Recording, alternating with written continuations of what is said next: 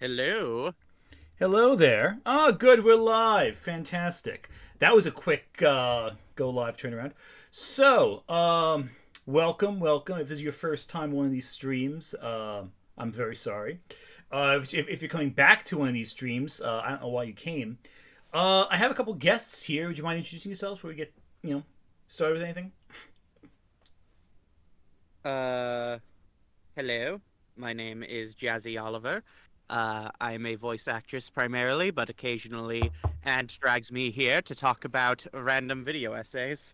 That's true. I do drag you against your will. You did come kicking and screaming after all of this gathering. Indeed. And we have someone else is here too.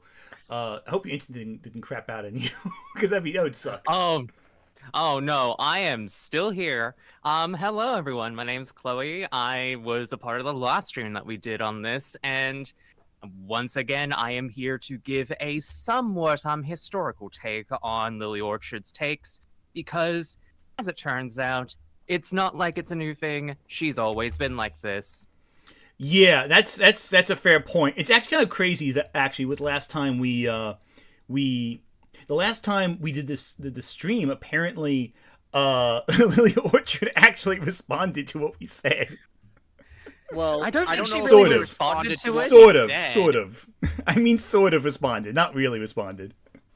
To be fair, if she did respond and make a video, I would just be like, ooh, rubbing my hands in anticipation about that. That would be great. No, actually happened was someone on, I think Tumblr told her that there was some grifter named Anthony Grimuglia and two other people who like like made a stream about this. It was like one of those things where it's like, in context, it's very silly and not exactly super serious and like that. But it was just very funny that's how that happened, especially with something like this. Yeah, no, it's weird. So, but apparently people liked what we did, so they decided let's do it a second time. This time though, was a very different video, one of the more recent ones from the last 8 months. So we'll see how that turns out. Oh boy. Yeah, because the thing we did last time was an older video of hers, so I figure we might as well do something more recent with her, and kind of give her the chance. See, hey, listen, here's her. Maybe her views have changed in some way. Maybe she's gotten. Maybe. One can only hope with that one, to be honest, but Listen, I doubt it. I really doubt it. I want to give everyone the chance to improve in this situation. So maybe she's gotten fantastic. Who knows? I haven't seen this video, so it could be great. I have no idea. All I know is that, she's playing her greatest hits with this video. Pink Diamond is on the thumbnail of this particular video. And, actually, I should probably share my screen in a second to show you which video we're going to be playing. I did open the video to load it, and now it looks like I fully watched the video, but that's not the case. But let me see if I can share my screen a little more clearly. We are going to be watching this right here. Let's talk about why your story-driven show is going to suck. Joke's on you, Lily. I don't have a story-driven show. That's very true. Also, I want to make one comment before we get into the actual meat and potatoes of this real quick. Mm-hmm. I just want to talk about how the complete degradation of her thumbnail art has happened over time. Because you compare the thumbnail to the last video that we looked at, and compare it to, like, what we're looking at now. Like, I would argue that, like, the one that we looked at previously on Redemption Arcs, yeah, sure, it's literally just like the little scroll with the paper on it, and it's just a template one with that one, but at least it stands out. It's at least giving more effort than, like, gradient background text and a PNG. Like, anyone can do that. That's fair. I mean, like, but again, like, I'm not trying to... I don't think any of these thumbnails are particularly, like, catching my attention. Like, listen, I'm not a judge on thumbnails. My thumbnails, I'm getting better at them, but it's a work in progress for me. As somebody who puts a lot of effort into her thumbnails, though, I can I can criticize these thumbnails. Absolutely. And as someone who just lets YouTube decide the default for me in most cases. I have no. You have stake in no this. horse in this race, and you have no room to talk. Jazzy, you're a brave soul. One-eyed. Nah, can't do that Look, myself. Look, when you do shit posts, the thumbnail don't matter. Like This is the valid. thumbnail just don't matter. This is fair. And again, not all of her thumbnails I think are bad. I think this one for these two for the Ghost of Molly McGee and High Guardian Spice look decent enough. When it's just her avatar and it's like a picture in the background, it's cool. But I think like over time she definitely. Okay, some of these aren't so bad. I think her most recent couple are decent. I disagree. Like it doesn't really tell you much about the video outside what the words are saying. Quite frankly, like That's valid. They're basically just isolated shots of Has-Been Hotel that you just screen cap from the episode. Yeah, it's one of those that it's just again like the big thing is just like.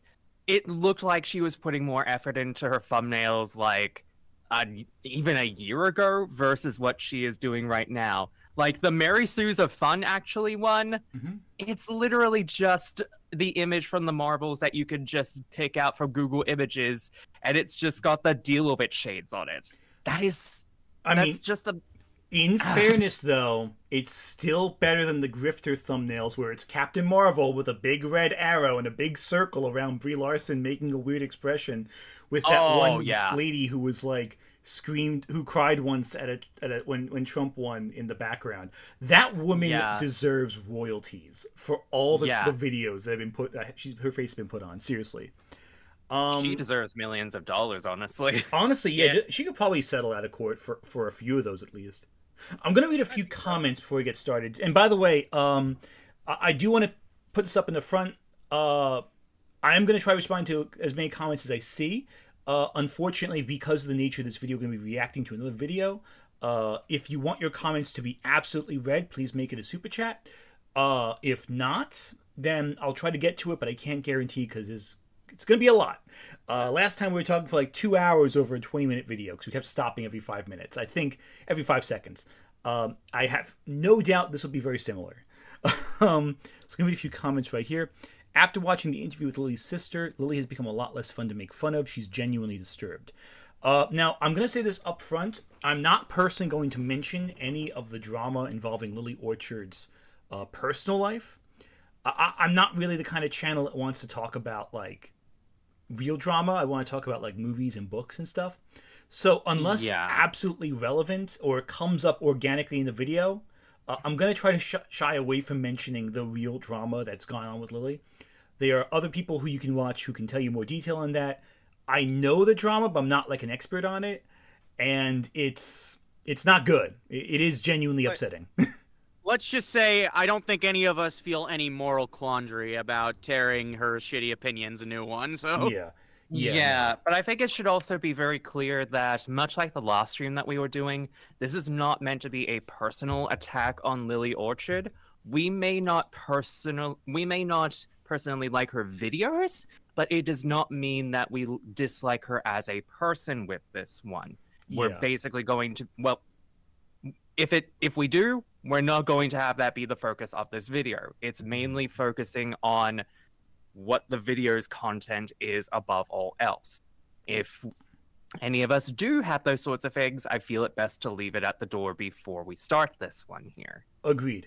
And I think it's important to note that we don't personally know Lily. We haven't hung out with her.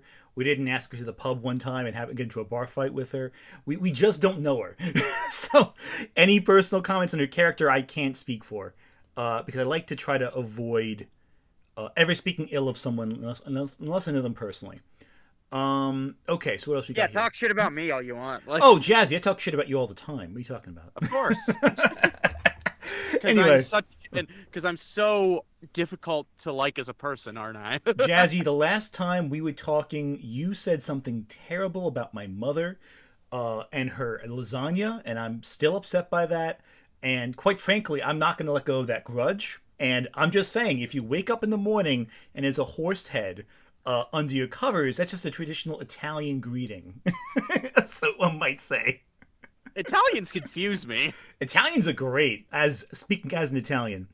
Okay, looking at a few more comments. Let's see what we got here. Cinemageddon review. I consider myself an amateur hour as a YouTuber, but goddamn, even I can tell you these thumbnails look extremely lazy. And this is coming from a guy who used to put his logo in 1080p wallpapers. You know what I love, actually, that this is making me think of for some reason? You guys ever go in the old forum days, the 2000s, where they'd have, like, the cutout of, like, Majin Buu or Cell from Dragon Ball Z and have, like, that wild, like, pixelated background stuff? I always used to love those designs. But they probably look really cheesy now. You know what I'm talking about? I think I know what you're talking about. Yeah, those I are think cool-looking designs. And that was back in the day when, like, you would just ask someone to make you a signature and they would just do it. Nowadays, they charge you, which they really should. We were way too cavalier with using our artistic skills just when people asked us in a forum. But anyway, yeah, less drama, more content in the video. Yeah, it's true. Lily truly brings everyone together on the political spectrum together and how much they all dislike her. That's true. Lily Orchard is the grand unifier. Why we're unified is a different matter, but she is the grand unifier. It's like that. It's like that little meme where it's just like the handshake, and it's just like the left, the right, people who hate Lily Orchard. Exactly. And inviting people to fight him so they can shit talk. Yeah, exactly. I would honestly listen. I think most online fights can be solved in a pub over maybe a drink or a mocktail if you don't want to have any alcohol. I understand that. Or like some casual setting. I feel like most arguments would be settled very easily just by chatting in person. But Probably. And I think a lot of the cowards who speak loud behind their keyboards will find that their tongues are quite still in person. Yeah. A lot of people are very brave on the other side of a computer, but put them in front of you, they're like, all of a sudden, they're very friendly. I don't know what happened. It's a strange phenomenon. I can't explain it.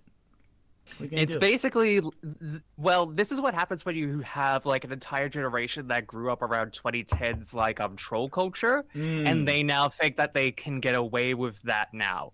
The reality is, they could never get away with that, and they have never learned the consequences of their actions in real life. So we now have a generation of that are now adults, and it fucking sucks. And but that is a completely different topic of what we are talking about here today. Oh yeah, and a lot of kids kids today who are trolls would never last on old school 4chan. Absolutely not. They wouldn't even last on, like, they would not even last on like Xbox 360 party chats. As someone who was around and remembers those days vividly, and has actually gone on record recently to write about those topics during that period of time, because I was around on A back in 2009 to 2011. Yeah, same. Jesus Christ. Same. A, V, B. TGA stuck on for longer than I probably should mention, but. So I kind of want to talk about the title of the video we're going to look at today. Yes. And So we're not watching this Baldur's Gate video, are we? Because that looks great, but for different reasons. So yeah, I'm gonna move the screen over. I'd bring my roommate in here because she'd know way more about Baldur's Gate than I do. So. love Baldur's Gate so much, but I'm gonna hold back on that just so we can discuss this. So let's talk about why your story-driven show is gonna suck. So what do you want to say before we get started on that? Because that's gonna be a whole discussion, I think. So I already hate the title because it gives off this very pompous energy, very better than you, ego energy that I think is all too. This isn't a Lily exclusive problem. I see a lot of titles like this on YouTube videos, and I usually my first immediate gut response is to make it so that I am not recommended the channel after that point. Good move. Good move. Mm-hmm. But I'm also I'm gonna be a bit transparent and say I am going in with a bit of a bias here because I am a voice in a story-driven show, so I have some experience in. I don't write it. I'm not a director. I'm not anything on the behind-the-scenes field except for the fact that I am a voice actress. But I do get to see bits and pieces of the process, you know. 100%. So I'm kind of gonna go in with a bit of a bias here that I already don't like the general attitude that this video is going to take. 100%. Okay, I want to say two things. One, I saw a comment ask me who I romance in Baldur's Gate, and I want to respond to that. The answer is Karlach. Karlach Taste. by a mile. Karlach is best by a mile. I still need to play it, but I'm already gonna say Karlach. Oh, Karlach's fantastic. She is a teddy bear with a. She's a giant teddy bear with a heart of infernal metal, but I would say like a soft heart, but that literally is not the case. In a very literal sense of the word. See, I'm going to be the one lone bisexual in this chat. I'm going to say The fucking lone bisexual. the lone bisexual who will openly admit her tastes right now. Mine is well, obviously. Are for you Karlach. implying that I'm not, that my bisexual tastes do not involve me saying that Karlach, a woman who could carry me on her shoulders? Actually, it's funny. Yeah. I am mentioning my Baldur's Gate in tomorrow's video that's going to be coming out on the Dungeons and Dragons movie. It's the year anniversary of that. And I do mention Baldur's Gate a bit, and I do get a chance to use the clip of Baldur's Gate where like Shadowheart's like, she can carry me on her shoulder. I like her. Okay, but this is where you fail as a bisexual because you're not also mentioning Astarion as well. Okay, controversial opinion. I like Astarion a lot, but not romantically. That's I know it's controversial. Please, ladies, please. You're both equally bisexual. No, do you know what guy I do like romancing though in Baldur's Gate that will tell you my tastes immediately in partners? It's Halsin. Fair. Halsin's great. Yeah. He's a giant, beefy, broad-shouldered elf with one of the lowest strength scores in the game, I might add. He has such low strength despite having muscles the size of like other people's bodies. And he's just chill. He just wants to vibe. He's good if you want if you want to go to the foursome with the Drow in Act 3. He's fine with that. He's cool with you having another partner. It's pretty great. Anyway, okay, so let's get okay. Anything else before we get started? Because I can talk about Baldur's Gate all day if you give me the inclination. Yeah, look, I will just go on and on about how Astarion biting you as like an affectionate thing is really great, but I want to keep myself focused on this right now, and if I talk more about that, I will not stop. That's fair. Actually, you know All what? right, The Astarion, whatever. Astarion. Astarion biting you. That's not Honor. bad. There you go. But also, Shadowheart apparently is the most popular, and I like Shadowheart quite a bit. But like, anyway, I'm getting sidetracked. Yes, the Pokemon video is 6 hours long, and if you so request, we will do that at some. No, wait, no, I'm lying to you. No! I'd have to No, really. I'd have to man, pay what are you you guys. doing? And let me just tell you right now, I join in on these streams voluntarily with no expectation of payment. If you want me to do the Pokemon video, I am expecting some compensation. What about a really good tray of lasagna? Homemade lasagna. Lasagna don't pay my bills, friend. But it does save money. I'm kidding. Lasagna won't get me therapy. This is valid. This So, is very fair. but shall we begin Let's- about why our story-driven shows are going to suck? Yes. Yeah, Now, let's question. talk about it. Let's go. There we go. Now, fair warning. I have not seen this video. I've opened it to run it, but I have not watched the video myself yet. Have you guys seen this video yet? Nope, I'm No? going in blind. Cool. I've made some notes on it, but not a lot, so I'm going in somewhat blind. Okay. Into the breach we go. Oh wait, this is not right. 1 second. Let me adjust this. The screen is a little. Have to make sure- Already telling signs right there when Lily is just like obviously realizing what kind of media she's making now. Let me just. I genuinely wonder if she's a grifter sometimes. Like, I'm I gonna- feel like she thinks she's a reverse grifter. I'm going to shrink us slightly so we can have the screen be center stage here. Hope Okay. you don't mind. I've made you both much smaller, especially Jazzy. Also, I kind of dislike the fact that she's leaning into the fact that she's like, oh, Lily Orchard's takes are terrible. Like, at least there was some originality by calling it glass of water. At least it had branding with that one. Now it's just like, yeah, I'm leaning into the fact that, like, my videos are not that great, and I don't care anymore. Which is kind of sad, to be honest. I guess the Sarah Zed video really got to her. You know what though? You know what though? Like, I'd rather her own up to the fact that she's controversial than not, personally. But I digress. Okay, and by the way, before we get started, if you have any comments in the chat, we'll try to answer them. If you really want us to read them, leave a super chat, what have you. Okay, cool. I'm done peddling the money pan around. This is not a church. We're not asking for offerings here. Let's get started. Speak for yourself. I mean, if you want to pay me, that's fine too. But you know.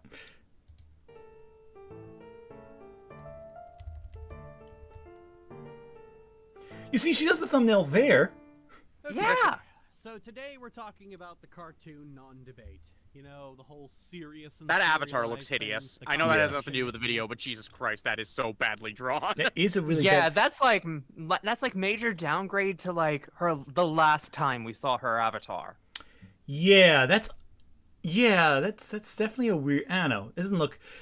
I don't like how it has like the Barbie proportions personally. Like I feel like that looks a little. I don't know. It looks weird. Okay, yeah, I'm not super harsh on it. Like it just looks off to me. And there have been comments also I've seen about where people say that she tries to portray herself as more like, I guess like more like less white looking is the only way of putting it. Which I feel like this avatar really leans into that. Right. Like I don't know, coloring. Who knows? Anyway, so let's jump in. Never ends. I know you're probably sick of it, but this is like with redemption arcs where I keep bringing it up in other videos, and I need to just do a video entirely about it on its own for once and stop playing just the tip with my own opinions. Part of why this conversation is so cyclical and difficult to drill into people's heads is that fandom likes to think in absolutes. Fandom can't say something like, I like following a long-term story more than I like getting a dozen little stories. They have to say some kind of garbage like, serialized shows are inherently better than episodic shows, which is a phrase that is as frequently repeated as it is laughably stupid. I need to get this part out right now. If you have ever said this sentence out loud or in a social media post, you are a dumb fucking sad sack. So when someone comes out criticizing... Okay, hang on a second. Let's take a step right back. So she's really attacking the episodic shows right there. Like, really right off the bat. Not episodic shows. I'm attacking straight vision shows over episodic shows right off the bat. And really insulting half of her audience with that first comment. What do you guys think of that? Yeah. I think what's being said here, just generally from what I'm getting, is that she thinks it's idiotic that people have what is obviously an opinion, and opinions seem to be a concept very unknown to Lily at this point, just based on these two videos I'm watching. Seriously. She doesn't like that some people have the opinion that narrative-driven shows are better than episodic shows. Now, is that an opinion I necessarily agree with? Yes and no. I prefer narratively driven shows just because I like the format personally, but I don't think they are inherently better than episodic shows. It ultimately comes down to like just the writing, directing, acting, all that. Basically anything I judge a movie based on, basically. Like, it just depends on how it's executed at the end of the day. Like I said, I have a preference. Most of my favorite shows are very much narrative-driven shows, but at the end of the day, I don't think one is inherently better. I just have a preference, and I'm going to play devil's advocate against Lily here and say that most of the comments she's referring to probably is saying something around the same thing, that they have the opinion that narrative-driven shows are better, and she's taking it as an absolute, as she in her own words, and not understanding that people are allowed to have different opinions on this particular topic, and that, you know, it doesn't fucking matter, Lily. 100% agree. And I think also, and I think also the problem is it's like any other type of system of fiction. It's a tool. They are going to, how it works, how you experience it, it all depends on the execution, the style, etc., etc. There is no particular one-size-fits-all tool for all media. But I feel like to an extent saying that one is better than the other, it's so reductive, so hyperbolic, so messy. I get why people would push back against it. The problem I have though is that she is so antagonistic towards anyone that she has to go out of the gate swinging as opposed to opening up discourse and conversation. By the way, just to address this right now, I'm realizing how low Lily has her video audio, so I will be playing with audio a little bit. There might be some points immediately after we hit pause with some of the volume might be a little unbalanced. We're gonna try working with that. But oh my god, jeez. Chloe, any thoughts on this? I mean, I'm gonna need a few minutes in order to actually because we're only like, oh god, we're barely a minute into this, and it's already just kind of a bit iffy. And we literally cut it in the middle of that opening monologue. I'd say finish what she was gonna say, and then maybe I'll have like more of a formulated opinion at this point. Because right now I'm just sitting here like, I want her to kind of finish making her point before I say anything. Because like, I want to see not if she actually gets her point across, but how badly she fumbles the ball. That's fair. That's a valid point. I want to say this right now before we continue, though. With serialized stories, does anyone remember how your English literature classes back in senior year of high school or whatever, where they talked about like Charles Dickens and how he would release his stories serialized through magazines? I can't help but feel like Lily would be the person who complains that the collected volumes of these books is worse than the reading it week to week in the newspaper or whatever. That's just a thought. Anyway, that's just me being a lit nerd right there. I'm very sorry to say. All right, let's keep going. The glut of bad serialized cartoons that bungle their plots in the name of chasing a trend, that gets filtered into the fandom brain as saying serialization is inherently bad and nobody should do it. I know that doesn't make sense to those of you with working brains, but remember, some people are sending death threats over review scores for Zelda. We're not really dealing with a sane, stable group of people here. Whenever you're trying to sort out the reasons behind completely irrational behavior, their irrational is usually the quickest and most correct answer. And if you're wondering if this fandom brain mentality means there's a vicious cycle of quibbling over subjectivity, you're right. Fandom sure does love to change the subject when the topic of the conversation gets inconvenient. This is how fandom handles everything, by the way. This is why when I criticize snapshot redemptions, some drooling simpleton will show up going, "It works if it's done well." Hey, that was us. We did that. Hey, we did that. That's us. She forecasted us coming for her like 8 months ago. That's us who did that. He saw into the future and saw 3 fucking weirdo queers coming for her, and she was like inherently just like, "Oh, I gotta get on these quick." I just love that. That was so great. Okay, with the point that she's making though, that's not how that works. That is really just not how that works when it comes to fandom. Yes, fandom can be really fucking annoying sometimes. There are, like, I will admit, as someone who was in the peak during the peak times for fandom such as Steven Universe, Adventure Time, and all of that, I will 100% say that fandom can be very divisive at times and can be very iffy when it comes to like more episodic versus story episodes. Yeah. But with that being said, there are series that do episodic and storyline episodes at the same time.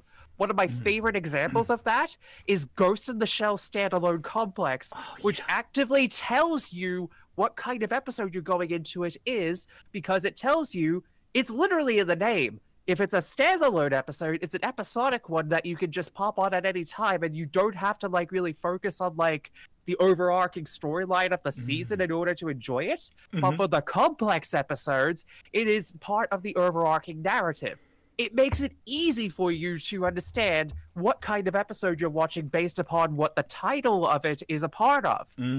So to say that that take of all things is like, is far out wrong in my opinion. Yeah, agreed.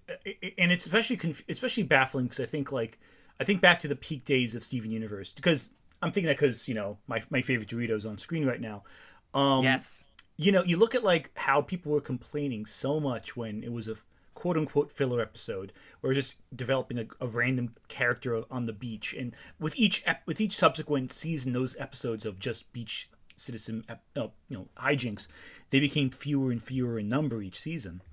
But I think Ghost in the Shell and stuff like that, again, content for adults, I think they strike that balance between story driven and standalone episodes really well. I think Cowboy Bebop also did a really good job with that too. In that, Inuyasha was also a good example of that, where there was a narrative, but a lot of the episodes have a very like episodic format, like Agreed. outside of very big episodes that have a lot to do with the continuity. 100%. I agree with that too. Sailor Moon also did this, although I think Sailor Yep. Moon lent more towards the episodic than the story driven, because like you can skip whole swatches of episodes.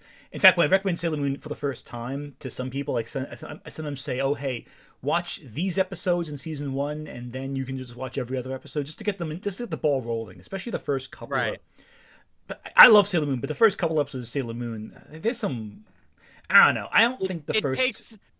It takes a bit. I don't think Sailor Moon gets going until, at the very least, Mercury and Mars enter the picture. So. Yeah, I usually think Mercury and Mars, when they come in, the show really gets better. I think a lot of those early Usagi episodes, I think, are just. I think some of them are good, and others really annoy me. And some I just hate. Like, I really hate the weight loss episode. I just hate that concept. Yeah. in Oh yeah. general. That episode's terrible. Yeah. There's a lot of filler Sailor Moon episodes that I hate, but Yeah, my mod Kat from my streams actually brought up a good point. I get to bring up a bit of personal experience because Inanimate Sandy, which I voice in, is also a combination of both the narrative and episodic because They're it's bringing that up in the chat, by the way. Oh yeah? Yeah. Over the garden wall, Yeah. also they bring up as well. I will Yeah. address Iron Bauman real quick.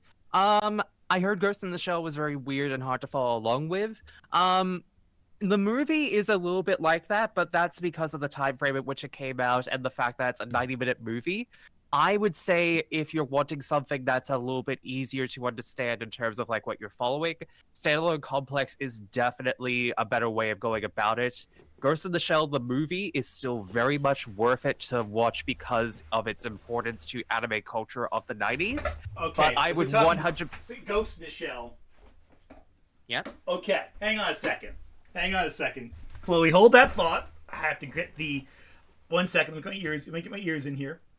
Sorry, God. I have to have a moment here with Ghost in the Shell because that's like you're talking about my jam here. Okay, so Ghost in the Shell, right? It started life as a very decent manga by Shiro Masamune, and the manga Oh is God, here we go. and the manga actually is also episodic in the same way. I'd show you what's in the manga, but YouTube has an issue with nudity, so I can't do that. But the manga itself is the same plot as the movie, basically, except more episodic and more serialized and expanded. I think the movie Ghost in the Shell from the 90s distills the existential themes of Ghost in the Shell really well and compresses some of the so basically in the manga the bit about Project 2501 and the scene where the garbage men have their memories hacked, right? That takes place at opposite ends of this big beefy manga, and tons of other stuff that's irrelevant to that plot happen in the middle. It's more like Standalone Complex in that plot structure. But the difference is the manga is a lot goofier and a lot sillier. Like in the movie, the garbage man subplot ends with such a disturbing, bleak sequence, whereas in the manga it's played off as a gag. So very different tones. I should shut up and stop talking about Ghost in the Shell, shouldn't I? Yeah, I wanted to make a point about something. I'm and so y'all sorry. Kinda I'm so pushed me sorry. aside. I'm so sorry, Jazzy. I got a little into that. Sorry. As you were. It's fine. I'll step back.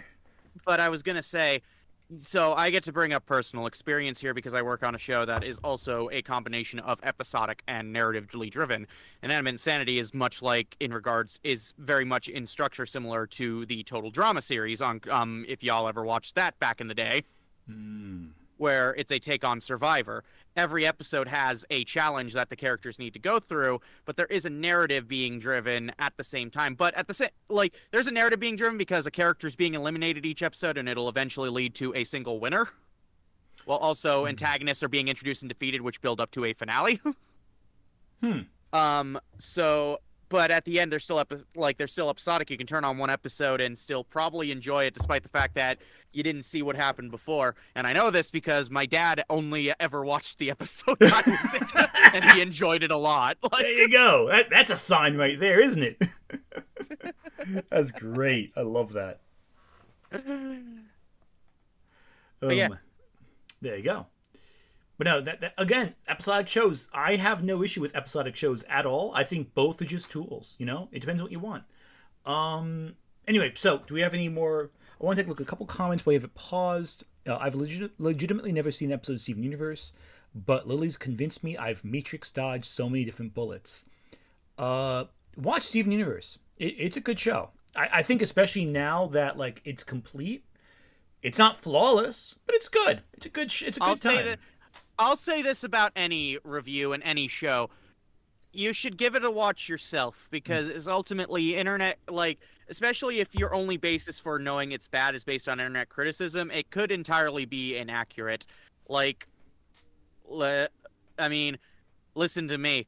I disliked Korra immensely and ranted about the first 2 seasons on the internet, and then once I got to season 3, it turned out to be good. So yeah, because season 3 is a good. Season 3 and 4 are good. I'll say a quick little example on my personal experience, and that will be my thing on it. Mm-hmm. I used to watch videos by Noah Antweiler, aka Spoonie, when he was very popular, and one of the video series that really got him to prominence was his Final Fantasy VIII retrospective videos. And one of the most infamous quotes from that series is, "Final Fantasy VIII sucks, and you suck for liking it." I personally feel like that kind of poisoned the well on the consensus about Final Fantasy VIII, because he pretty much spent 11 or 12 episodes on that, basically denouncing the entire game and basically saying how crap it is, to the point where it took me like 5 years after the fact to finally get around to it. And when I did, I immediately said to myself, as soon as I got like halfway through playing it, Spoonie was a fucking asshole about this game. He was an asshole about that, and he was an asshole about Final Fantasy X as well. So Final Fantasy X especially. I think I don't love Final Fantasy VIII. I mean I know it's getting a reevaluation. For me, it was always 9 was the one I felt was like the unsung, because everyone loves 4, 6, and 7. Everyone loves making fun of that one laugh scene in 10. But 9 I felt for a while was the unsung. Now everyone loves 9, but when I was in middle school and high school, that was not the case. But anyway, the overall point is that, like, if you're basing your opinion on like what an internet critic told you, then you yourself have not engaged with the media. The point I was trying to make with that is, don't do what people were doing a decade ago and base your opinions off what other people online are saying. If you feel like potentially you may be interested in something, don't assume one person's negative take that has like nearly 1 million views on it is going to be the definitive opinion, because you yourself may potentially enjoy it when you finally get around to watching it. I've actually convinced a few people who actually had that opinion about Steven Universe back in the day to rewatch it now, and they've actively enjoyed it. No, 100%. And there's a video I'm working on right now that's going to come out, I think, next week. I'm aiming for, where I criticize a film that, like, genuinely I think is pretty terrible, but I would never act like my opinion is the only opinion that exists. I might say this is bad, but I'm not going to say you're bad for liking it. That's just how it... Reviews. Yeah. Reviews are ultimately a person's opinion and perspective on a film. Mm-hmm. Like, and it's interesting to have discussion anyway. We should probably get back into it, because we're 20 minutes into talking about it, and we've barely even got into 2 minutes in. Yeah. This is going to be another 3-hour video, I'm sure. Okay, let's jump right in.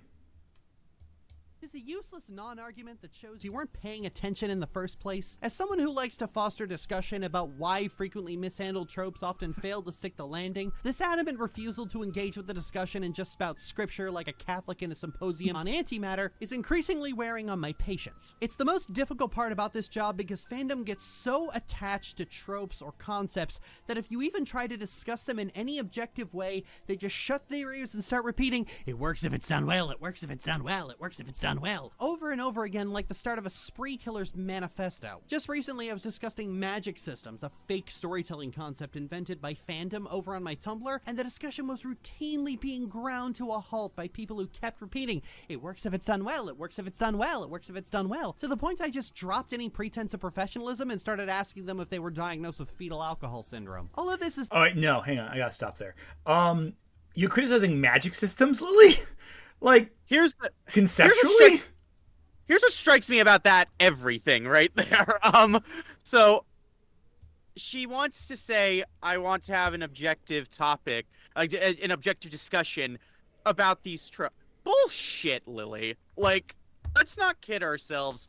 Your videos are subjective at the end of the day. Your views on art and tropes are subjective. The reason why people get attached to tropes is, to put it simply, they work. And yes, I know you'll hate the phrase, it works if it's done well, but I don't know how else to tell you. Tropes work if they are written well by a good writer. Yeah, and like with magic systems especially, if you're comparing something like Brandon Sanderson's like Mistborn magic system, where they have hard rules and very specific guidelines, it's not the same as in Lord of the Rings, where people don't realize how Gandalf's magic works, you know?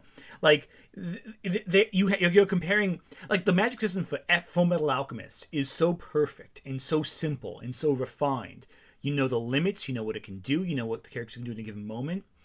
Saying magic systems in general are bad, that's comparing Fullmetal Alchemist's alchemy to Final Fantasy's like, oh hey, I cast fire.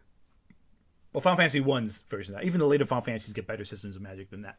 Hell, even Final Fantasy 7 versus Final Fantasy 1. You know, like, Okay, sorry.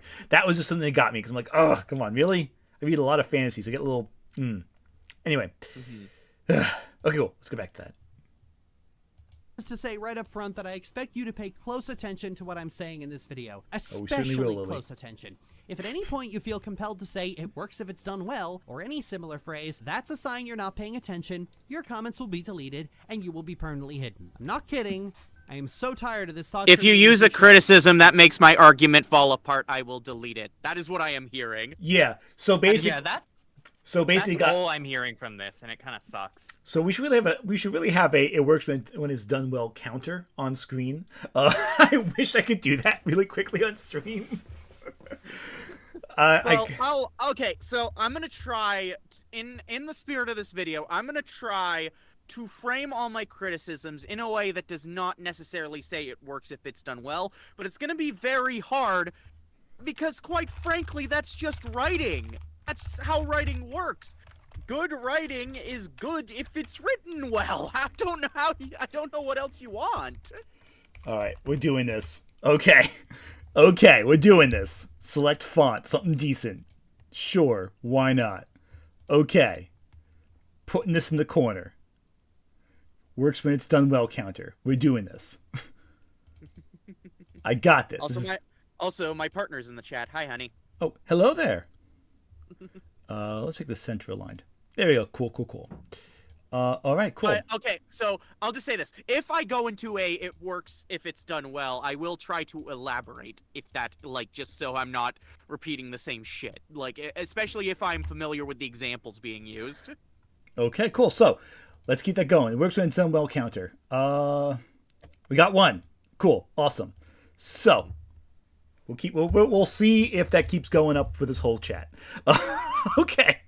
Sorry. Apparently we're up to 2, though. Oh, you're up to 2? Okay, let me fix that. Sorry. According to the chat. We're up to 2? Okay, cool. Okay, 2. So, keep us honest here. I want to make sure we're accurate with our scientific evaluation of how often we're going to say it works when it's done well. That doesn't count. Doesn't count. Because you're quoting. Doesn't count. Cool. Doesn't count. Let's do it. If you don't want to think critically, then that's fine, but leave. Now, so one argument I often see with alarming frequency is that serialized cartoons are more mature than episodic cartoons and don't treat the audience like idiots. Now, that has never been true. There have been some really dumb serialized cartoons out there that do think you're stupid, but it's more laughable in a time where Bluey is making grown-ass adults cry with its surprisingly profound moments. It says, flowers may bloom again, but a person never has a chance to be young again. What does that mean? It means it's shower time. For real life? Real life. But we all know by now that fandom's obsession with maturity is not about intellectual maturity or even just speaking plainly about the world. It's about the superficial trappings of maturity. See, there are 2 ways to be mature. Okay, can we stop there for a moment? Gotcha.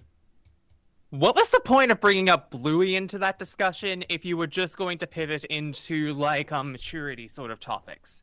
Well, because Bluey Well, is pretty because- mature. Yeah, like Also, we need to bring up a relevant example and pad the video out so the algorithm favors it. That's also fair, true. but also but also at the same time, if you're gonna make that point with Bluey, that scene is probably one of the less good examples, to be honest. Yeah, they Like, talk if about you're the, going to bring up, if you're gonna bring up maturity in Bluey, Mm. why not bring up any of the episodes involving Chili and her grandparents? That, Yep. in my opinion, is arguably one of the better examples in Bluey of having like maturity in it. Or hell, the episode where they go camping, Bluey makes a new friend, and then there's the idea that they never see each other again. There's a lot of maturity in Bluey, is what I'm getting at. Yeah. And- Yeah, this is I feel look, I have to be the one that brings up Bluey here because it's literally a local treasure. I literally am in the state where it's based in and also where it's produced in. Ludo Studios is literally like a 30-minute drive from where I live. So All this is telling me That's is pretty that awesome. I need to watch. All this is telling me is that I need to watch Bluey. yeah, get on that. Every single Yes. person I know who's a parent who watches it with their kids ends up crying when at the end of certain episodes. But no, like it's great. But no, and Bluey is very mature. And again, even before this video started, we talked about, we were talking about Ghost in the Shell and Cowboy Bebop. Those are also pretty mature shows with episodic episodes. Also, did Lily just say it works when it's done well? Oh, we're gonna get to the count. hang on. Let me end the new section here. When Lily does it, 1. There we go. Place your bets. Who's gonna say it more by the end of this thing? Let's keep this going. And again, this doesn't mean when she literally says it works when it's done well. Just the concept of using an example like that. So, Although I will definitely say, Jazzy, if you do end up wanting to watch Bluey, let me hook you up with the episodes because, fun fact, the episodes that are on Disney Plus are actually censored compared to the original versions aired here in Australia. do you really think Disney would Okay. do that? Go and censor material for families? I mean, Disney has Hellraiser on Disney Plus now, so I mean, they've really progressed over the years. I don't think I'll- it's Disney specifically. I think it's more just like censoring it for American markets specifically, because the American market is the only one that I know that has like the censored versions on it, and that is and that version is the one that's on Disney Plus. Okay, This is I'll true. let you supply. I'll let you supply my partner and I with the episodes because they want to show. They want to show me the show. So Good. All right, cool. So, let's just dive right into this before we start hooking each other up with some Bluey. Sounds like a back aisle drug deal, honestly, with that. I was gonna say you made it sound like goddamn Breaking Bad, Ant. Hey, listen, I got some refined Bluey back here, uncensored, the good stuff. And we gotta cook. There we go. All right. Okay, let's get going.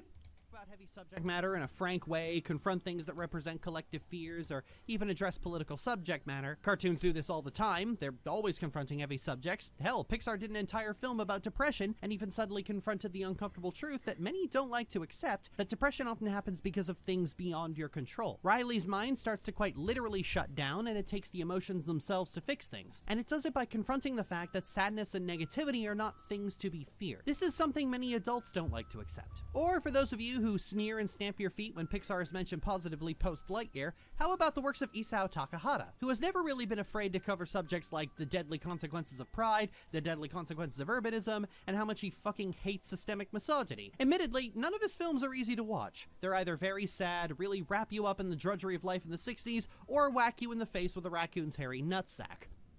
Okay, are you making some of those up? Nope, they're all real. Pause. He's only done 4 This- films, though. Well, Yeah, 5, this is technically. actually very topical because, like, I just want to say this is very topical because me and Jazzy have been showing another friend of ours, Missy, the Ghibli movies in a recent marathon we've been doing lately for our podcast, Chaotically Queer, and we just got up to Grave of the Fireflies. What'd you think of that film? Uplifting, right? Given the more watching it, given everything that's been happening in the last year, Jesus fucking Christ. It's a tough film. I find it weird that that Lily feels that the big this might not have anything to do with video, so this might just be me nitpicking. So stop me if it's going too far. Mm-hmm. I find it weird that Lily's big takeaway of Grave of the Fireflies is the deadly consequences of pride, because while that's a part of it, it's more the deadly consequences of war. Like. No, Lily's actually onto something with this one. I will give her credit on this. She is kind of making a point here. I do have to say that. I have to say that, but she is making a point. This requires a little bit of backtracking. Isao Takahata made Grave of the Fireflies at the time he made it in response to what he saw as like the capitalist greed and entitlement of his of the 80s generation. He at the end it's not a coincidence that at the end of Grave of the Fireflies the background is modern day Tokyo, and I forget the character's name. The older brother turns and stares. Seiso, right? Stares and turns right at the camera to stare at the audience for like 5 seconds. Like there's a reason for that. He's kind of Isao Takahata is very unsubtly saying, "Hey, this is what we went through growing up.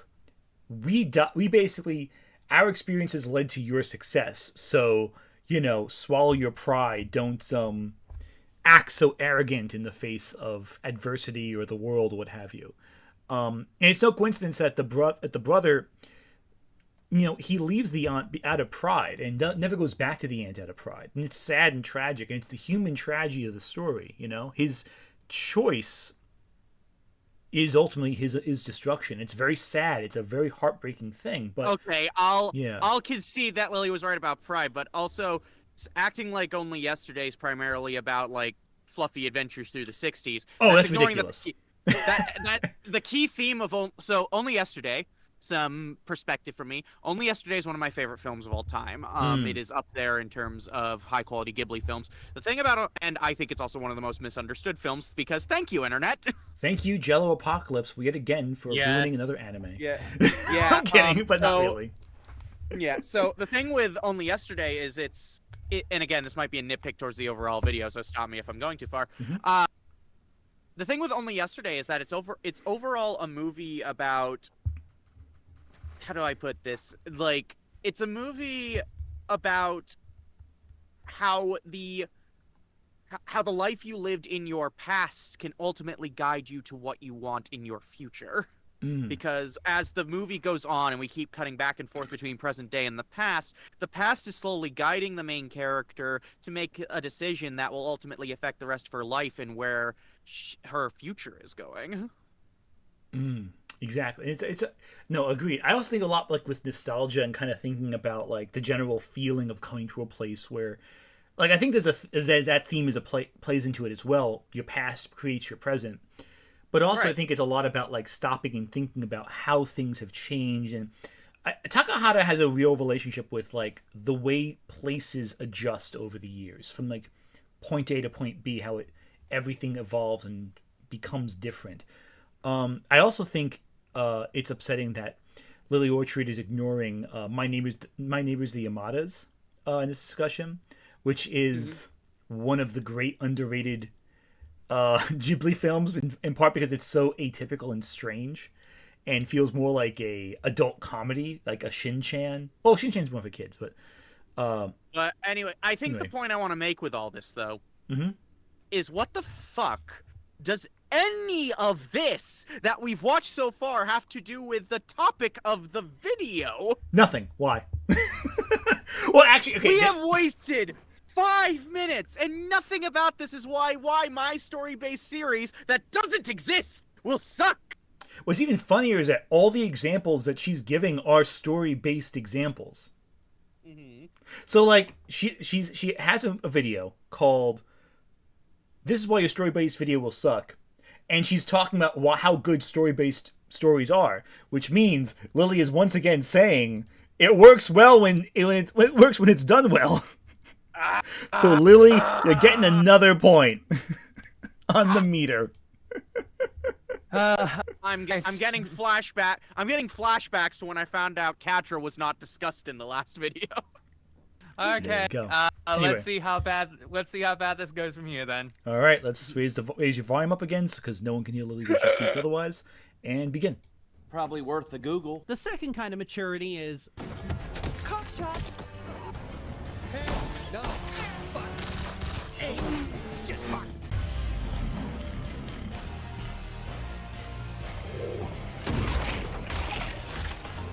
Now, both of these things are fine. There have been stories that incorporate both of those things. Most science fiction pre-Star Wars was like this, often deeply political. Hell, RoboCop is one of the goriest films most kids have seen. It's also one of the most deeply anti-capitalist. But being the first one is hard, and as was shown, also very kid-friendly. I've long said that the mature animation nerds want already exist in most Pixar films and like half of Studio Ghibli's work, but because those films tend to be cutesy and friendly, they turn their nose up at it. A Pixar film asking you to stop wasting your life. I want to take a step back for a second here.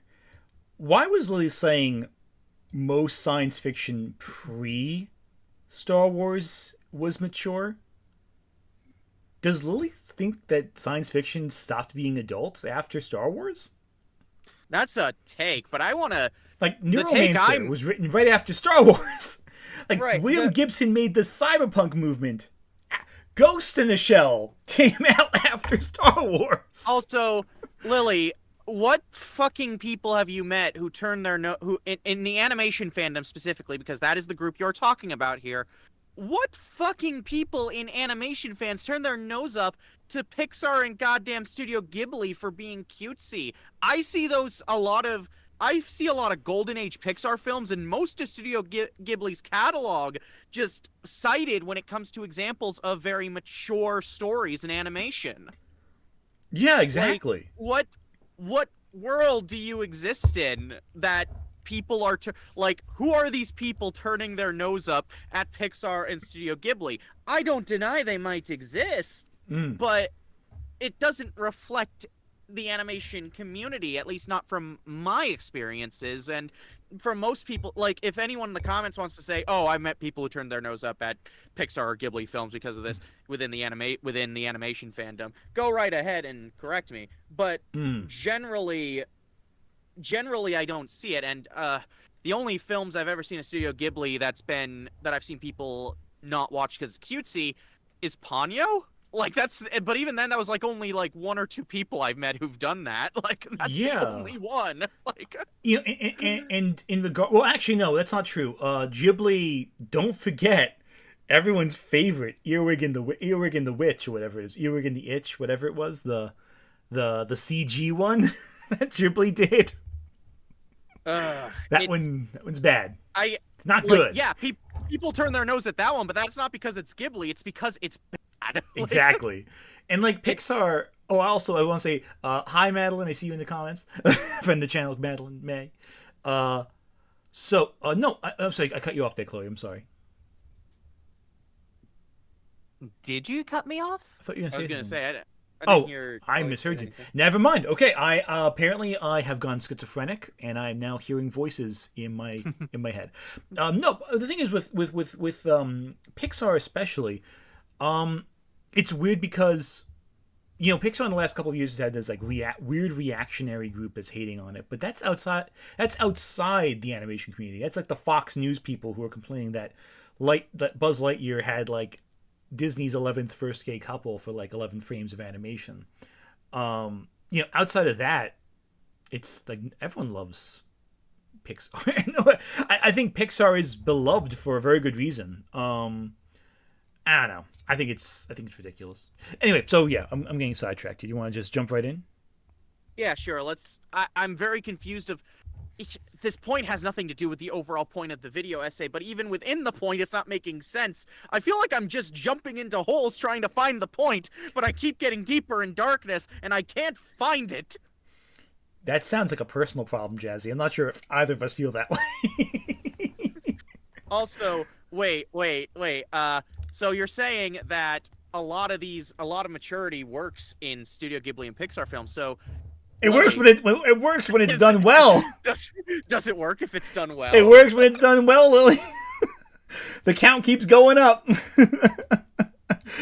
Okay, let's keep this going. Life and stop letting it pass by you and enjoy the simpler things by seeing a newborn experience life for the first time, that sounds like it's for babies. Now, a DreamWorks film asking you to stop wasting your life and stop letting it pass by you and enjoy the simpler things by seeing a cat fight little Timmy's first OC with lots of overly long fight scenes, now that's a real fucking movie. This is partially why fandom is so enamored with villains. Excuse me! Oh! Yeah. You made it fucking personal here, so... Yeah, fuck you. Both Soul and The Last Wish can be fucking good. Fuck off. Right. They're different Like, kinds we're of allowed- films. Listen, Like- listen, Jazzy, one might say it works when it's done well. So the thing about... So, it's interesting, because I've never heard people get this negative about The Last Wish before, because most people I talk to agree that The Last Wish is a fucking masterpiece. So, this is interesting. So I have to explain why The Last Wish works, even though I was under the impression it worked to anyone who had eyes, but... Again, what are you gonna do? So, the character that Puss is fighting is not Baby's first OC. That is the literal manifestation of death. Yeah, I was going to say, it's not like it's not like fucking just some weirdo OC that's meant to be like, oh, it's really there. It's just like somebody who's going after Puss the entire time. No, it's a manifestation of the crippling anxiety of death. Right, and it's one of the most brilliant things about The Last Wish. Death is one of my favorite villains in movies, and I'll tell you why. Because Death is both an external force that is constantly chasing after Puss throughout the entire movie, but it also plays into his internal conflict, his fear of death, aka one of the main themes of the goddamn movie. Yeah.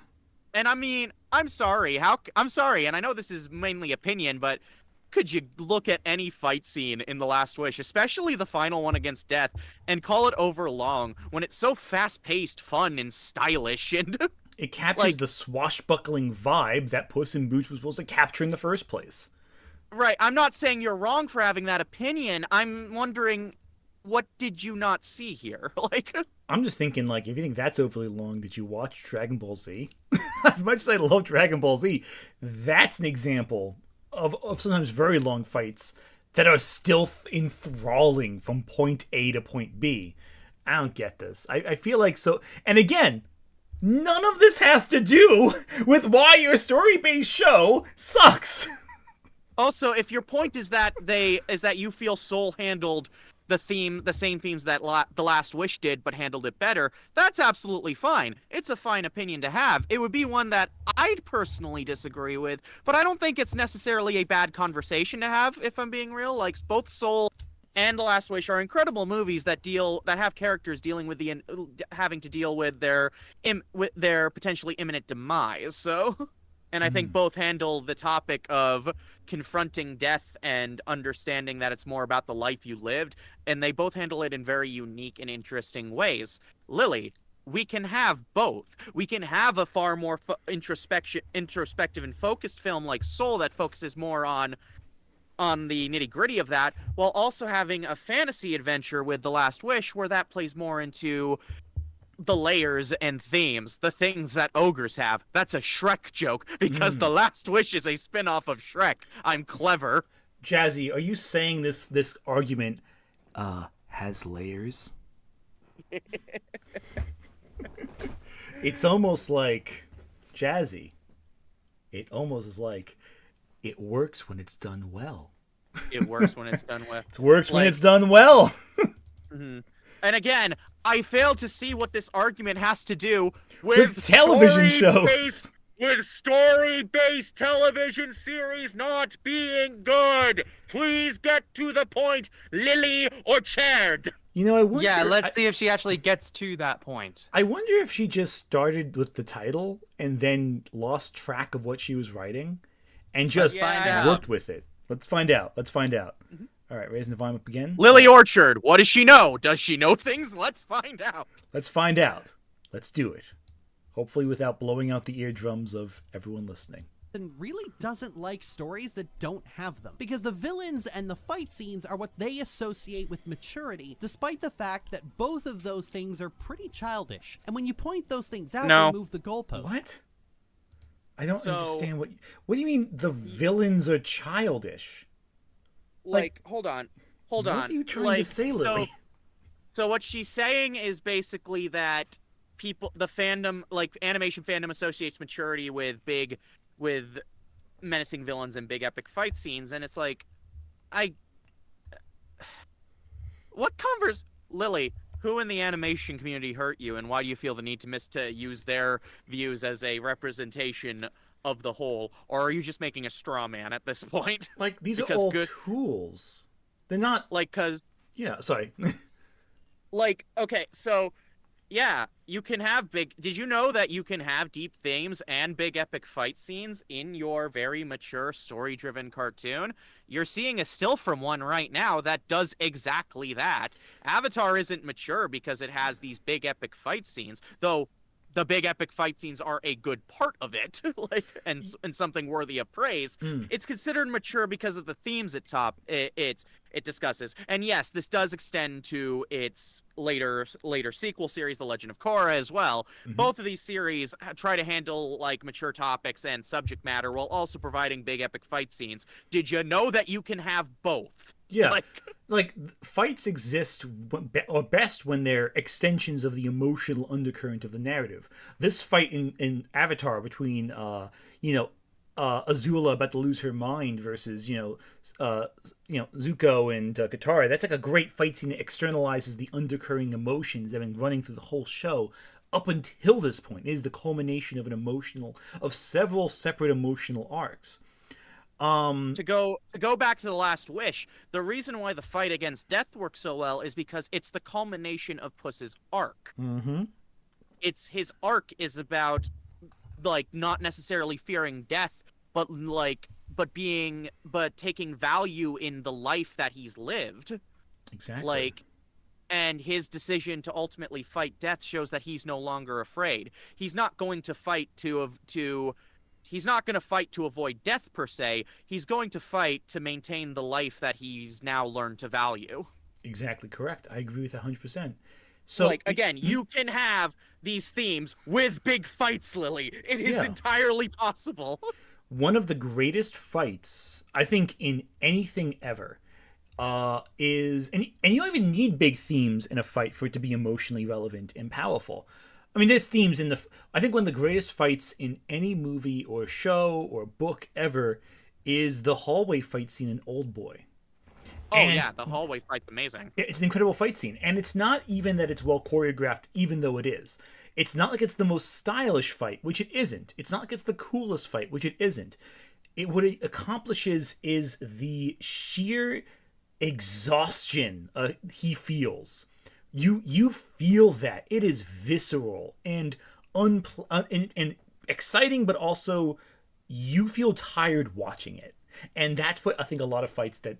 And again, I'm not going to do I can do a whole thing on why certain fight scenes work and others don't, but fights work best when they're externalizing some inner feeling. That's what... Fights inherently aren't good or bad. It's a trope. And tropes can be done well and they can be done poorly. So yeah. Yeah, watch Oldboy. If you haven't seen Oldboy yet, just get into that. It's really good. All right, let's just jump. Be warning that it is fucked. It has a happy ending. Watch it with the whole family. Get your mother, your father, your sister. Get everyone in and watch Oldboy together. Just bring everyone in. Everyone in. Your siblings, especially your parents. They're gonna be very happy you chose it as that movie night for you if you don't want to talk to your family ever again. Okay, back to the video. Let's just jump right in. I brought it up before, but there's an ocean of people posting compilations of Avatar clips where they fight and people die and Katara wrings out her hair and go, "This is a kid's show? Disney, are you okay?" Despite the fact that literally nobody in the world has ever suggested these things are not appropriate for children. Children learn about death at the age of 5, and I doubt most parents really thought much of a 14-year-old girl rinsing out her hair. This obsession with making animation seem more mature than it is confused me for a long time, but I've come to grips with reality that a lot of people think they're being made fun of for watching cartoons, and while there are weirdos on Twitter making that argument, I've always never taken much stock into it. But I feel like there's a harsh truth that a lot of animation fandom needs to hear. It isn't watching Bluey that makes people think you're an emotionally stunted man-child who refuses to grow up. It's watching Attack on Titan that does that. It's watching Steven Universe and making very sincere arguments that it's a very profound show for adults that does that. It's when you're asked what your favorite magical girl show is, and you say the one where little girls get brutally tortured that does that. These things have stop! always... Stop right now! Stop right now! Oh fuck, oh fuck, oh fuck. Okay, Okay, that's 3 in a row. That is 3 in a row. Okay, so, first of fucking all, okay, Attack on Titan, I can kind of get, because that ending was kind of shit, to be honest, and it kind of devolved from something that was actively kind of original in a sense, to, oh my god, we're actually defending like a, an actual kind of Nazi in a sense? That was the main character the entire time? Okay. I mean, in fairness, he was always going to be a fascist. He was always going to end up being a monster based on that trajectory. Okay. But, like, I get the idea. Number 2, making the idea that Steven Universe is in that discussion as well? Absolutely fuck off with that, Lily. You are one of the people who has made, like, some of the worst takes on that, and you do not get to be all like, oh, if you make these sorts of things about Steven Universe, you are an emotionally stunted man-child. Fuck right off! I'm sorry, but what's wrong with someone believing Steven Universe to be profound? Like, even if you disagree with the idea that it's profound, what's wrong with someone, like... Maybe it's just because I live in this strange mindset to people that I can acknowledge that other opinions on different pieces of media exist. But Yeah. I don't fucking care. Like, I still need to watch all of Steven Universe, but even if I watched it all and absolutely hated it, I don't know why I get upset at someone else finding it profound. Like, if they got something out of it that I didn't, neat. That's amazing. Why would I get mad about... I don't understand this mindset, and again, it's not a Lily exclusive problem. Absolutely, it's an internet problem. Really, right. It is. Lily is just kind of a culmination of that. And finally, yes, saying that Palia Magi Madoka Magica is not a profound story. It's get fucked, Lily. It is absolutely profound. And if you do not get why Madoka Magica is profound, and if you are just writing it off as a magical girl series where they get tortured, I'm sorry, but that's not what Madoka Magica is about. If you want a perfect... Hell, I will give you an example right now, Lily. If you want a perfect example of a magical girl show where it's just torture porn, go watch Magical Girl Site. That is literally just 12 episodes of actual torture porn, to the point where the main character gets physically abused gratuitously in the first 12 minutes, and it's just for pure shock value. So if you want an actual series that does that, Lily, there's your one right there to point to. Don't bring up fucking Madoka Magica into that. A series which has been widely fucking appraised as one of the best magical girl series of its era, and is one of the most profound stories of all time. I would argue of the modern era. Now, Chloe, I'm going to actually respond to your point seriously, but I want to do this first. I have to. I see the video.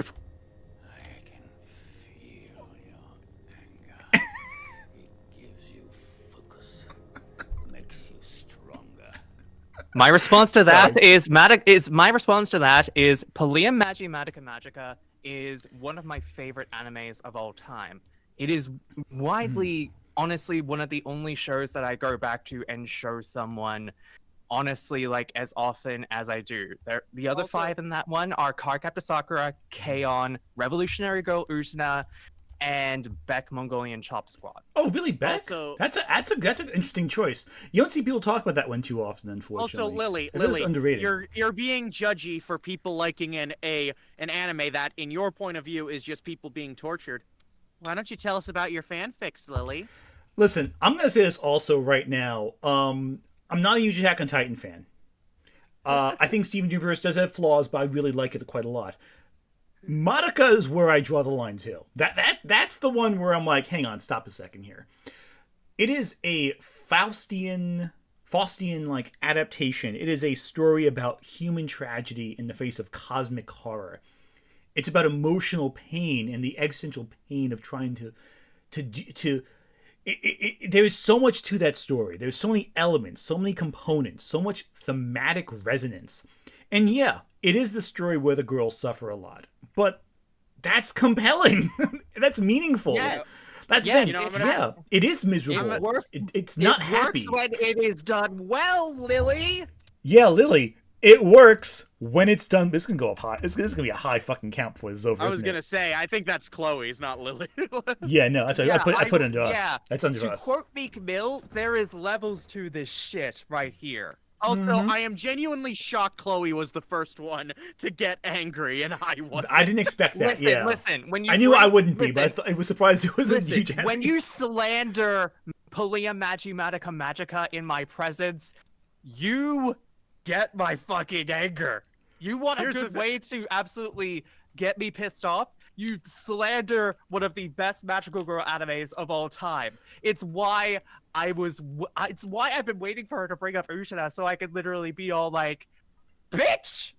Here's the thing. Oh I my saw goodness. the frame of Sailor Moon, and I was about ready to jump Yeah, and just go same. all out. I thought and you were as gonna soon look at as Sailor and Moon. As soon as it fucking cut to Madoka, I was like, oh, don't you fucking dare. Like, here's the thing. My favorite magical series is Sailor Moon. I've always loved that series. Not even Same. for the plot. I think it's just there's something about that that's just so magical and enchanting and charming and what have you. Like, it it's goes. great. It goes beyond the narrative. It's not the narrative itself. Isn't what I love about Sailor Moon. It's the characters. Madoka is a story where the narrative is very powerful. Like, that is a strong narrative. I compare it again, Chloe, like you said, to Utena. I also compare it a lot to Evangelion. I do love me some Evangelion, though. I still Evangelion's need to watch fantastic. Madoka. Jazzy, from what get I'm on getting Madoka. That's a good series. Yeah, And it's 50 so what episodes. I'm getting from what I'm getting of the stream is I need to watch Bluey and I need to watch Madoka. Those are two series that are completely separate in tone and audience, so that's interesting. Not so much, surprisingly, not so much in tone sometimes, but sometimes in tone. Sometimes in tone. So, And even if you that don't was like an and even if you don't like the freaking like plot of Madoka, the animation and music are some of the most brilliant in like for that decade, really, for anime. Like, the animation in Madoka is just breathtaking. If you're an animation fan, some of the choices for those like witch layer scenes, they're incredible. It's beautiful. Studio Shaft was not fucking playing around with that. No. Dan Horobuchi proved why he's one of the best writers of his era. Another great example is a series that he made literally that same year that got adapted, Fate Zero. Yeah, Fate Zero is fantastic also. Personally, I've always loved him since Saya no Uta, the Song of Saya. God, I forgot about Saya no Uta. Everyone forgets that he's the Saya no Uta guy. But Fun yeah, fact. that was my big thing on that. Fun fact, in the early days of my adulthood in the internet, I was in a fandom of that game. Oh no. I was the best friend, yes. so I wasn't involved in any of the ick scenes, so thank God. Okay, before we get back into this, I just want to address a comment in there. Uh-huh. Talker Master, you are correct. Amphibia is better structured than Owl House, and Anne is one of the greatest Disney characters of all time, and I will go to bat that Amphibia is better than the Owl House. Let's get back into it before we start a flame war. We are dumping some hot takes here. If you want to object to Chloe's opinion, and you want me to read it out loud, Don't do it right now. Don't do it right now. We're not even halfway into this video. this is valid. It's valid. All right, let's just dive right back in. It's gonna be a long night. And I do mean always, been a child badly applying mommy's makeup and wearing high heels that are way too big so they can be a real grown-up. It's like Manhunt, you know, that Rockstar game from 20 years ago about... Don't you insult Manhunt. I'm kidding. I don't care about Manhunt. I was gonna say you're. It's I'm rated sorry. M, which means 12-year-olds You're comparing actually- Madoka to Manhunt. No, I don't give a crap about Manhunt. I was gonna- I enjoyed it, I but... don't.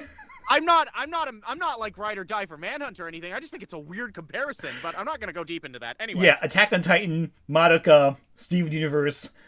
Manhunt.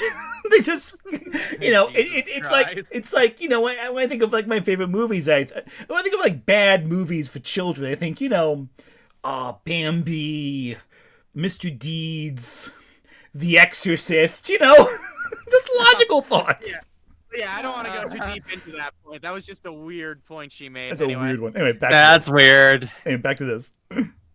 To be playing it, but nobody outside of 12-year-olds was actually going to want to play it. This is why every 13-year-old boy when I was a kid was all over the Grand Theft Auto games, and why it was equally fucking cringeworthy when as adults they tried to claim Grand Theft Auto 5 as one of the greatest games of all time. Billy, you were supposed to have grown out of Grand Theft Auto 7 years ago. The perception...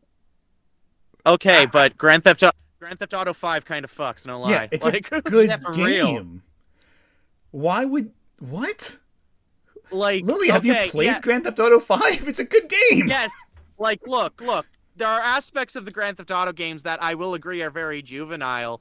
Like, but yeah, they're it's goofy. fun. It's goofy. It's an intentional goofy tone. These are dumb games. They are dumb, fun, open world games that I love dearly. Like, look, I love them for different reasons now as an adult than I did as an edgy teenager. But you know, yeah, like they're still great. Like what? How is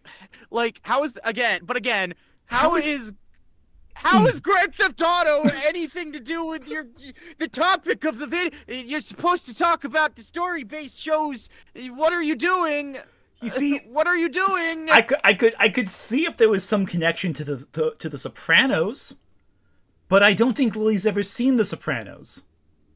Probably not. I'm not convinced she's ever watched shows made for adult. I mean, I'm not saying that. She mentioned Deadpool, so that's one thing. But like, and RoboCop, right, which she had a thing on it. Also, wait, Lily, you're going off against Grand Theft Auto for being kind of, you know, goofy, lots of swears, overly violent, stupid, and kind of immature. Don't you like Hazbin Hotel? Yeah, that's the same level of... That's no less goofy. In fact, probably even a little more goofy. Remember when this is supposed to be about story-based shows? Why are we pivoting off into topics about GTA? We were talking more about Manhunt in the first 8 videos of this thing than story... okay. You know what? This is a sign. You know what? I see your game now. It makes sense. I've smartened up to your game, Lily. You're trying to weed us out by offending as many people as possible in the first half of your video, and then making some like nebulous, not so big deal point in the second half. I've caught on, Lily. This isn't like your last video where it was like, oh no, you have some good points at the top. No, this is all just nonsense. This is way worse than the first one we covered, quite frankly. That first one at least was coherent. It stuck to a point. There were points where like, no, you know what? Actually, we agree at that point. This is all just like inflaming everyone possible. This is all. You know how we were kind of like engaging with the arguments being made in the last video until the end where it went batshit. This is just the end of that video spread out to 20 minutes. Holy shit! But does it make it better or worse? That's the question. Yeah, worse. Way fucking worse. Worse is subjective. At least in the last video, there were points to argue against. This is just nonsense. This is pretty bad. Anyway, let's keep going. Of childishness isn't watching Little Bear, because everyone likes Little Bear. Grown-ass adults will sit down and watch an episode of Little Bear. When my nephew was very little, he was really into Paw Patrol, and my mother would watch it with him all the time. And now it's Pokemon. Most of this stuff is keyed as all ages for a reason. Everyone can enjoy it. But the superficially mature is something that only young teenagers enjoy. And that's fine. Most people grow out of their that's for babies phase. But even when they do, they probably still find a certain childish glee in splatter movies. I'm sorry. Did you just imply that Psycho is a splatter film? Tell me you've never watched Psycho without telling me you've never watched Psycho. Like, yeah, okay. Evil Dead 1, I think that was a clip from. I don't think it was Evil Dead 2. And Day of the Dead. Yeah, they're splatter films. But first off, the Romero zombie trilogy, and I'll say Land of the Dead as well, are brilliant satirizations of modern cinema. Psycho has one scene with blood in it. And it's like it's the shower scene. A scene by today's standards, so mild. Dexter's Lab made fun of it. Right. So there's an implication in what you just said where like splatter films are inherently immature, and I don't necessarily agree with that because I've seen films that can be described as splatter films but do have layers of narrative and emotional complexity.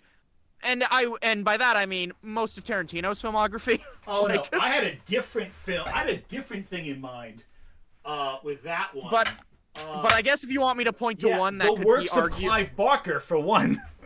Oh yeah, Clive Barker, definitely. The Hellraiser films, 100%. But like, so one of my favorite films most of my favorite films are Tarantino films, and they are splatter films, like, but they also do have like these interesting stories. Inglourious Bastards is like in my top 10 favorite movies of all time. I can go and watch that movie and have a great fucking time no matter what day it is. Oh, 100%. And that's the thing, too. Like, a part of me wants to say, well, that's not a splatter film. There's some gory scenes in it, but it's not really a splatter film. But then I remembered that Lily Orchard said Psycho's a splatter film. A film that has maybe at most a couple drops of blood in the shower. And I realized, wait a second, maybe my perceptions of what counts as a splatter film isn't all that accurate to what's meaningful. And you know what else counts as a splatter film? Titus Andronicus by Shakespeare. Titus Andronicus has more gore in it than your average horror film, and yet it's a Shakespearean play. Lily would call that a splatter film. Yeah, it's like I said, I love most of Tarantino's filmography, and yeah, there are quite a few that could be considered splatter films. I mean, if you wanted to pick to one, maybe Django Unchained, definitely. The blood was very, very over the top in that one. Kill Bill, I'd say, is a good one to mention. Kill Bill's like my second favorite of Tarantino's filmography, with Inglourious Bastards at number one. Yeah, I adore Kill Bill. It's one of my favorites. I would say, for me, for Tarantino, not to get sidetracked, I'd say like Inglourious Bastards is on top. Django might be second. Pulp Fiction second. Django's third. Reservoir Dogs is fourth. Then Kill Bill. And I honestly don't love Once Upon a Time in Hollywood as much as everyone else did. I think that was... I don't know. I didn't love that one all that much. Meanwhile, I adore it, but we can save that for another stream. I don't like how they deal with Jet Li. That bugged me a lot. Wait, you mean Bruce Lee? Bruce Lee, not Jet Li. Dumbass, right. Bruce Lee. I'm a moron. Bruce Lee. That's an issue, but it's one scene in the movie, and I can get over. Like, there's a lot more in Once Upon a Time in Hollywood that I like that I dislike. But anyway, we're getting off track. Let's continue this. The point is, splatter films can have a narrative. It's like, it just depends on execution. Exactly, 100%. And if she says a bad word about Evil Dead, I'm going to turn this stream around. All right, cool. Let's get started. Most people have a diverse media diet. Most people can watch soap operas and Bluey. But animation nerds will only watch one kind of show because they're trying to prove a point that nobody but them cares about. I mentioned before there's an issue of dogma, where a lot of people believe that serialized, story-driven shows are inherently better in every way. Now, the general public doesn't believe this. They watch both and don't have an identity crisis about it, and good writers generally view these methods of storytelling as tools to use when they need them. Jon Favreau once said that The Mandalorian had no ending planned and there wasn't a finale they were building to because it is a television show. And that's especially apparent when you compare it to the other Star Wars series that are serialized, because they're much shorter. And this is why serialized cartoons are so terrible, because this kind of mindset is held only by idiots who don't know what they're doing or what they're talking about. So shitty writers gravitate towards serialization like a galaxy around a black hole. Good writers go, well, the show I'm making now would be better if it was episodic. Maybe next time I'll make a serialized show. While bad writers wait. Hang on. She contradicted herself just now, right? Wait, no, my problem is you're saying, like, the only bad written animations are serial. There's Lily. There are plenty of bad episodic animated shows. I should not need to tell you this. There are plenty of bad in both. That just as there's plenty of there's just as much like potential for good and bad in serialized shows. There's just as much potential for good and bad in episodic shows. It works when it's done well. Look at all the Nickelodeon shows that have gone on for too damn long. Like, I was thinking of all the rejected cartoons that run on like Fox Channel 5 when it's like The Simpsons, Family Guy, Bob's Burgers, and that nebulous fourth spot that always changes every couple of years. Yeah. Also, I haven't seen High Guardian Spice, but from my understanding, that was a bit more. That was more episodic. Yeah, it's episodic entirely. So Yeah, Lily, it works. It doesn't work when it's done poorly, which means it works when it's done well. Lily did it again. Count keeps going up. Count keeps going up. And like, I don't deny that High Guardian Spice isn't a good show. I've seen clips of it. It looks terrible, but It's not good. it's also it's an episodic show, Lily. You're ruining your point here. High Guardian Spice is weird. About that take on High Guardian Spice, I've recently been rewatching it for a specific video I'm doing in the future. It's not great, but it's a lot less bad than the internet would have you believe. I agree. I'm not too. I'm not a- too surprised on that one. Like, because the internet tends to make. The internet tends to make things out to be much worse than they actually are. For example, I just been playing the new Like a Dragon games, and good God, the internet exaggerated Yang Ye's voice performance. I think the problem with High Guardian Spice is it's just a kind of whatever show. Like, there's nothing particularly great or particularly bad about it. I think there's outrage some cool... culture just made it a lot worse than it was made out to be. And like one person in the chat is saying, High Guardian Spice was the result of executive meddling, which is true. It was crunched. They really... Well, it's weird because it took forever to come out because they announced it so early. You know, like, these things take years to make typically, and they announced it so early in its production that it became a high-profile thing, and everything they were working on probably had to get tossed out. Like, it's weird. I don't think... I think there are elements of High Guardian Spice that, if handled with the time and care they deserved, would have been pretty solid. It's not the kind of show I'd ever watch, personally, but, like, the level of vitriol it got was ridiculous. And It was very, like... Yeah. It was crazy. Especially like, as someone who... Oh, sorry. Let me cut you off there. I'm sorry. Go ahead. I was gonna say, especially as someone who watches like seasonal anime when they come out, like a couple episodes of each of whatever random shows. The seasonal anime that come out every year, every season, are way worse than High Guardian Spice. Some of them. But I guess the thing is that they're also remarkably bad, whereas High Guardian Spice's problem is it's not remarkably terrible. It's not remarkable at all. That's my hot take. High Guardian Spice is just a whatever. It exists. But can we just acknowledge that this is the first time where Lily's is making any talk of the subject of a story-based show being terrible, and it's not a fucking story-based show. It is pretty great. Let's see if she actually has a point to make. Yeah, it sounds like she's just upset that people make fun of cartoons. Mm-hmm. That sounds like the entire point right now. That she's upset that people don't take cartoons seriously. In which case, just say take cartoons seriously. You know? Right. This is a very don't like drag down one means of doing storytelling. Exactly. Anyway, Let's see where we go from here then. let's see how we go from here. Realized to be taken seriously, just like my favorite adventure fantasy that nobody but me likes. In animation, it was always unpopular because no studio could ever guarantee the audience will see all of them, because the likelihood that dad will change the channel over to the hockey game and ignore your cries of, hey, I was watching that, was always statistically high. Sounds While like a streaming personal is often problem perceived to be very friendly to serialized shows, the business model of streaming is even more hostile to it than ever before, because there's more money in making 20 single-season shows than there is in making 5 3-season shows, and so far nobody other than Disney has thought to revive the concept of a miniseries. Despite animation fandom loving story-driven shows, the Owl House's story ended, and yet people still want it to come back, do spin-offs, comics, other shit. There's a ton of people who desperately want a story about Caleb and Evelyn, and acting as if they have some kind of unseen potential, despite the fact that they don't actually matter. They say story-driven shows are better because it's what they think other people want to hear. No, Still Lily, great. people wanted more Owl House because Disney cut the 3rd season into Yeah. 3 Famously. 1-hour-long specials. Like, What? you're either mixing up an argument or you're intentionally misrepresenting it here. Like, Yeah, and like saying like people want to see the characters again. Yeah, because they're compelling characters.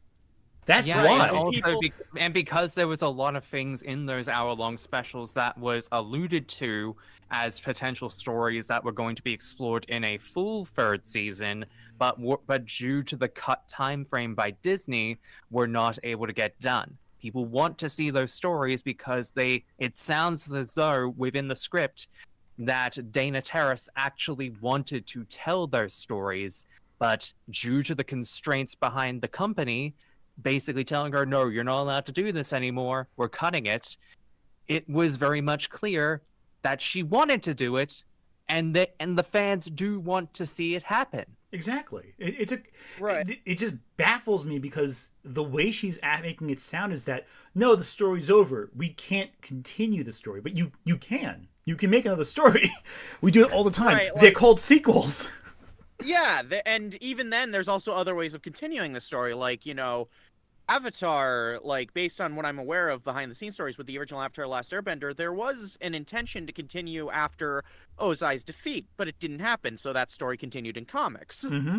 And even Same thing with Korra. Same thing with Korra. Yeah, so there is, like, if there's a desire for the story to continue, it's less like due to a refusal to acknowledge the story is over, but just that there may have been more ideas the writers wanted to do that they were unable to do because, well, making a series is a mega bitch. Let's be real. Exactly. And in a more recent example, Rebecca Sugar has come out and said that they actually want to do more Steven Universe related content, but it's all down to if the fans realistically want it. It's basically down to fan demand, which proves that creators do want to tell more stories with what they've got. It all just comes down to fan demand and if the company behind it actually wants to see it happen. 100%. But yeah, the point I'm making though is that, Lily, no one was bitching to see more Owl House because they refused to believe the series ended. They want to see more Owl House because there was supposed to be more to that last season that we didn't get, which is a completely understandable want to have, Yeah, and even if we ignore that, even ignoring that, the characters are likable.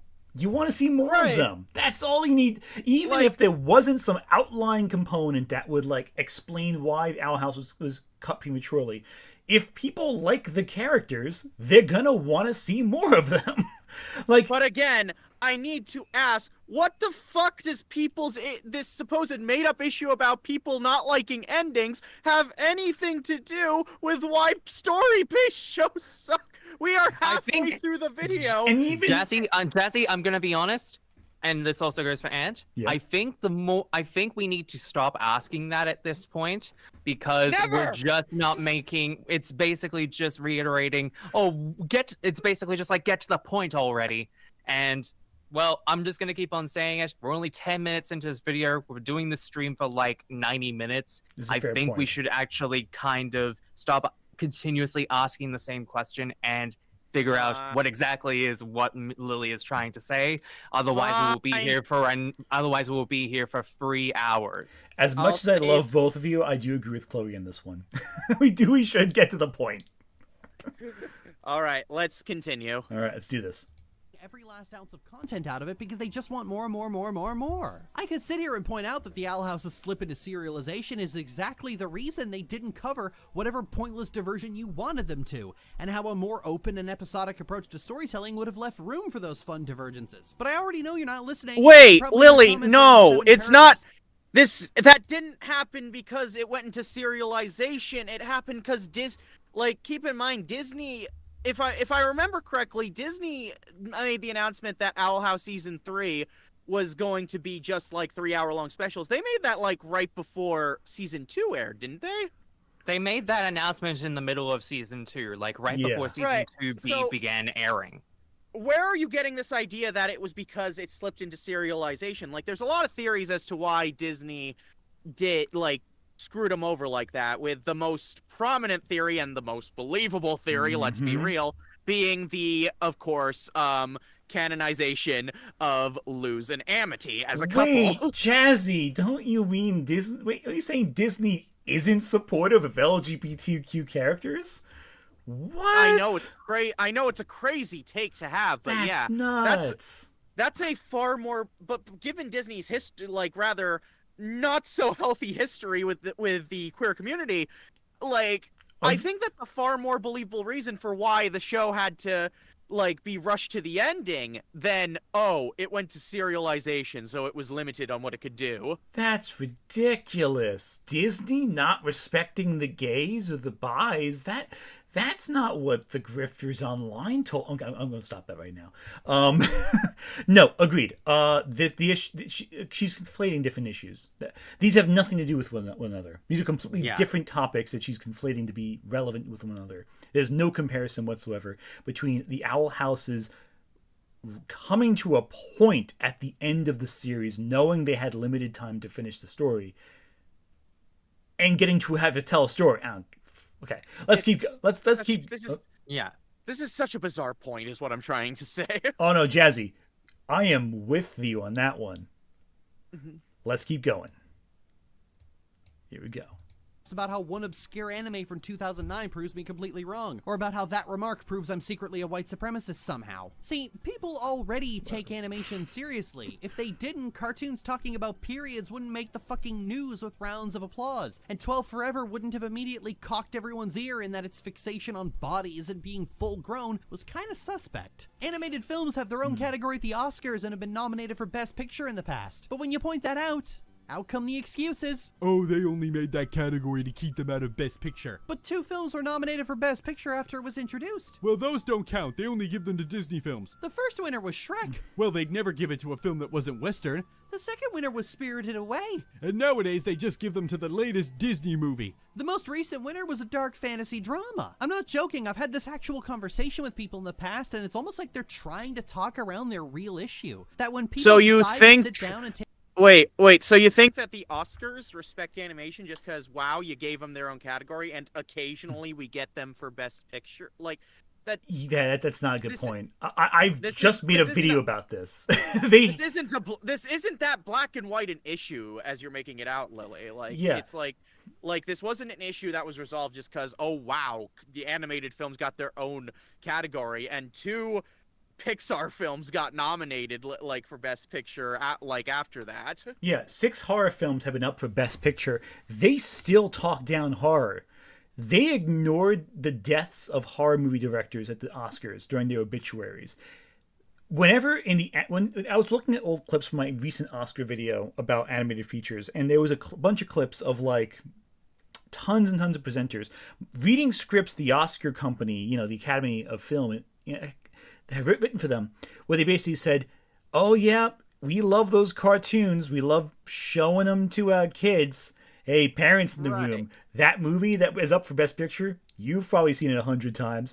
And there are even letters that have leaked from Academy voters that they've released, where they basically say, I'm voting for Big Hero 6 over whatever, because these Chinese cartoons, I don't get why they're even up for an award. And the Chinese cartoon in question was The Tale of Princess Kaguya, which is a Japanese film. Exactly, from one of the biggest animated studios of all time. So the Academy voters don't care. They just don't care. Also, can I just say I find it ironic that that style was drawn in the zero punctuation style, and oftentimes when zero punctuation did stuff like that, he was intentionally creating a kind of a straw man in a humorous fashion. I wonder if Lily didn't actually have this conversation and created a straw man, but forgot the funny part that zero punctuation usually did. Well, funny fact about that, Lily Orchard used to do her videos in that exact same style, so I'm almost certain that she probably reused assets from when she did those videos under the rather vocalized illusion banner, and basically just updated them in order to fit her current avatar. Mm-hmm. Exactly. So she is one of many reviewers that saw that zero punctuation had a cool gimmick, but tried to repurpose it without the charm. My point is that Lily Orchard doesn't have an original bone in her body. Fair. Shall we continue then? I think we shall.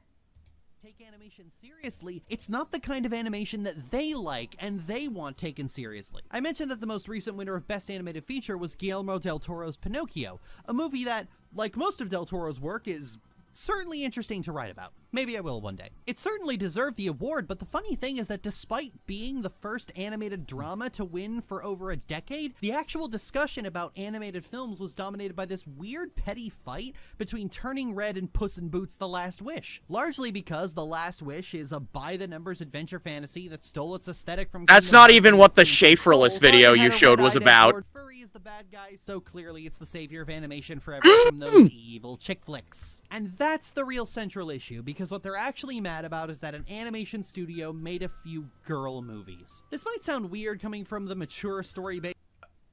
What are you talking about? What? So I haven't seen a lot of those. What? I haven't seen a lot of those videos that she put into the visual, but I did see the Schaeferless one.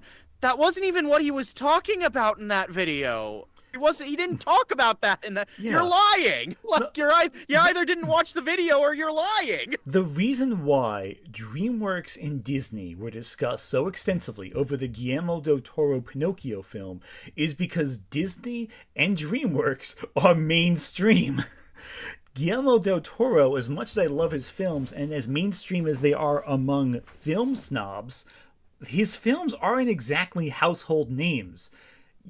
You don't see him get the funding that like a Disney film would get, you know. Also, like, it's weird because I remember that year's Oscar season pretty vividly, and I remember there was a lot of talk around the films nominated for Best Animated Feature because it was a pretty well-rounded list of nominees, if we're being They're all real. solid, yeah. Yeah, and like a lot of people, I remember. It wasn't just discussion on Turning Red versus Puss in Boots: The Last Wish. I don't even think if there was discussion on that, much if any. But if there was, it was mostly on the Disney versus DreamWorks debacle, just because they've been rival studios for years. So let's be real, that conversation is just going to inevitably pop up. Mm-hmm. But like, I also remember conversation of like the fact that Guillermo del Toro is like, you know, his film was going to be this big, like the idea that if it won, it would be this big pioneer for animation to be seen as actual cinema. But also as well, I remember there was plenty of videos talking about another nominee that Lily seems to not be mentioning. Maybe she does later. I don't know. Mm-hmm. But Marcel the Shell with Shoes On, where that was a very experimental take on an animated film that a lot of people really admired, and I, among others, were kind of cheering for at the end of the day, because that was as much as I adore The Last Wish and Pinocchio, Marcel is like a whole other league in my opinion. So Exactly. And you know, Del Toro, he has 2 Oscar wins I know of. It might be more too. I know he won for 2 movies that won Oscars. I know he won for Shape of Water and he won for Pinocchio. And both are just such giant swings that diverge from like the mainstream perception of cinema in ways I think are very interesting. I love Del Toro. I'm a big proponent of his films. I also get why people don't like them. They are esoteric. They are very referential to media and fairy tale logic and what have you. So I get like not everyone's cup of tea, but I can't get enough of his stuff. Same. And both films broke the mold. Pinocchio, his speech for Pinocchio, I thought was profound. Like he was talking about like, it was, you know, brief, concise, but he got to the point. You know, animation is art. It is cinema.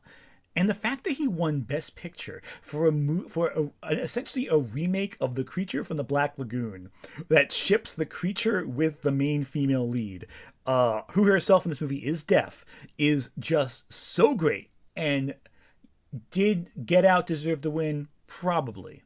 But it was down to those 2 movies. You know what I mean? Like, they were... Anyway, I'm getting sidetracked. The horror monster fan of me is getting wild.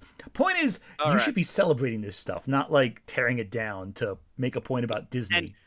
They have enough money. And if you have to cite videos regarding this supposed conflict between 2 films, maybe actually citing a video that actually brings that up, because again, the Schaeferless video wasn't about that. Like, And as much as I love Turning Red, like, obviously Puss in Boots is going to be the more mainstream film. It's a sequel to a very popular film franchise. It has action, it's cool, it's stylish. Turning Red, as much as I love Turning Red, it is stylish. It makes me think of 90s Ranma fandom. It just never was going to be more popular than Puss in Boots 2. It just wasn't. Right. Anyway. All right, back to this. Animation crowd, but I've been aware of this disconnect for years. Mature animation sims will often point to Studio Ghibli as the gold standard for adult animation, but I always ask. But I thought you said that they don't like Studio Ghibli because it's cutesy. Lily! Lily! Wait a second. Hang on. Let me go back here for a second.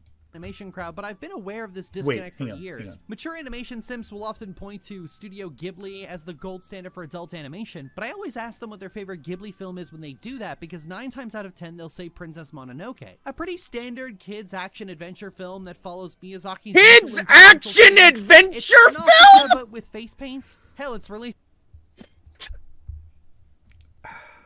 Hang on a second.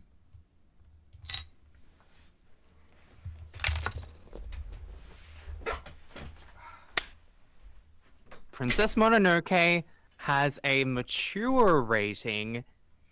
Okay, no, I'm not doing that trick. This is ridiculous. Okay. It has a mature rating in Australia, whereas movies like Spirited Away have a PG rating, and Totoro has a G rating. It is not a kids movie. Lily, people don't pick Princess look, okay, so Princess Mononoke is not my favorite Ghibli film. It's up there, don't get me wrong, but my favorite will always be The Tale of the Princess Kaguya. Why? Maybe another stream. Anyway. Okay. This feels like it's bait to piss us off at this point. Like, the reason why people pick Princess Mononoke as their favorite is because it's such a rich, layered film deep in themes of environmentalism, and because it goes a bit darker, it goes into a bit more different territory than something like Nausicaa, because I often see Nausicaa and Princess Mononoke brought into comparison a lot, and that's fair. They are they are similar films in a lot of ways. But, like, I think people prefer Mononoke because it is able to go into that darker territory. And the darker territory benefits the story. And it's certainly not for kids because Chloe just mentioned it has a mature rating in Australia and it has a PG-13 here in the States, which I know doesn't exclude kids. Obviously, a kid can still see a PG-13 rating, but still, it has a PG-13 rating for a reason. Like, okay, so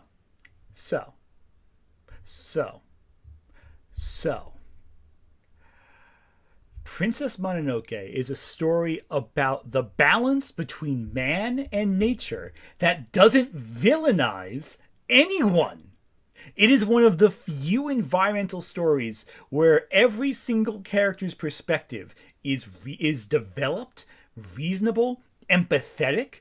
Lady Eboshi it would have in any other environmental film be framed as like the big bad, but instead she's this loving person who cares about her people's safety and has to support this village through the iron trade. She takes care of lepers, she saves prostitutes, and the film frames her as an antagonist, yes, but no more of an antagonist than the wolves, really. They're both just opposite sides opposing each other. And the film is about seeing, as they say multiple times in the English dub, to see the world with eyes unclouded by hate. It's meant to say, hey, here is this black and white seeming story. Yes, Eboshi is the one who set in motion the events that cursed Ashitaka, but her situation is just as sympathetic. They're everyone here is victims of circumstance, pitted against a battle that they cannot possibly solve on their own. They have to work together to do it, but everyone is trying to stubbornly solve the problem by attacking it, when a lack of violence is actually what solves the problem. Empathy and understanding is what ultimately wins the day in the film. To boil that down to a generic action film, a movie where the entire point is not to fight. There is action in Princess Mononoke, absolutely, it's but it's pretty great understated. Action. But it's pretty understated compared to the main point of the film, the real meat and potatoes. Like, I also want to bring up a very good topic, a very good point. Lily, do you think a kids movie would have prostitutes in it? Or Thank leprosy. You for bringing that up, Cassie. Do you think a kids movie would have a scene where a guy shoots an arrow and that's so powerful in its launch, it literally just rips a guy's arms off? Even ignoring the gore, there are multiple scenes where characters just sit around and they talk. And they just discuss life. And they're just there are sequences in this film that are so that to a kid, I can imagine, would lose their interest. not because it's boring necessarily, but because it's talking about something they just have no frame of reference to acknowledge. We're not talking about life and death or big ideas. We're talking about, dealing with prejudices such as your line of work, such as being ostracized from society.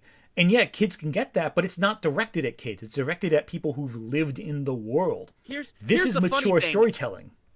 So my first Ghibli film was Spirited Away, but I would later my second would be Mononoke, which I would watch during there was an entire month Toonami was doing Ghibli films. That was a great marathon. What are you talking about? And one of them was Mononoke, and that's how I watched it.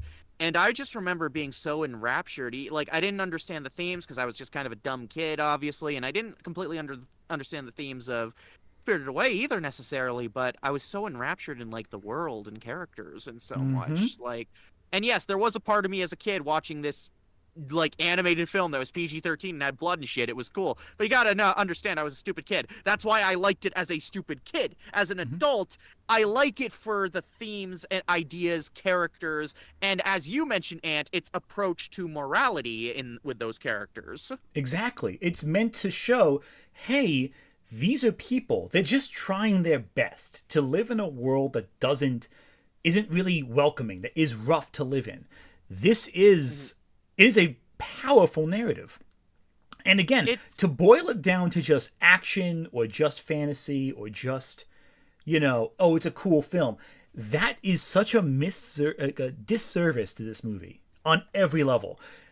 Also, Lily, you said that people don't generally give Studio Ghibli films in the animation fandom give Studio Ghibli films a chance because they're too cutesy. So now why are you saying these are films people cite as one of the... You lost your point. And besides, I would also say that most people would not put Princess Mononoke as their all-time favorite movie.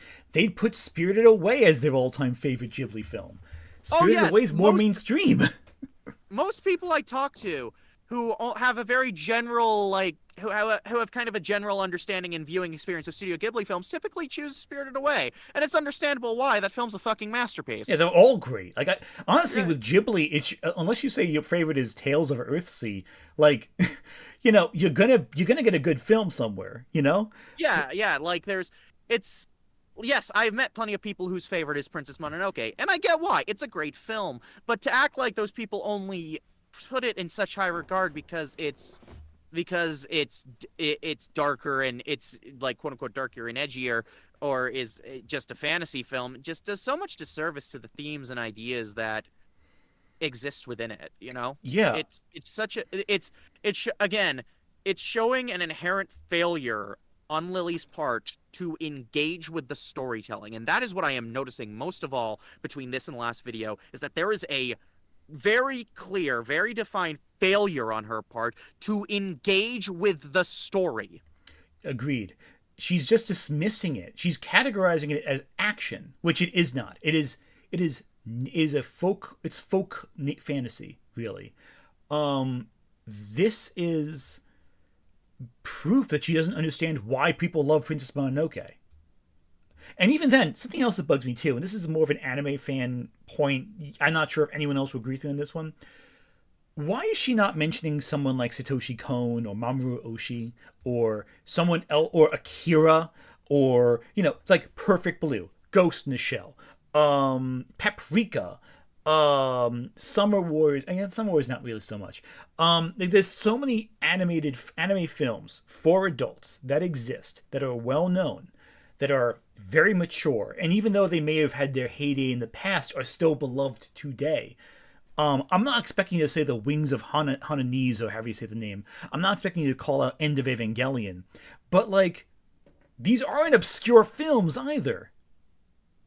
Like, yeah, Princess Mononoke is just the biggest example because it's Ghibli and everyone's seen it.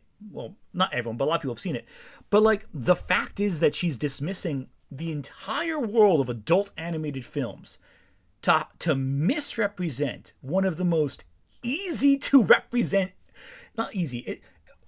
Okay.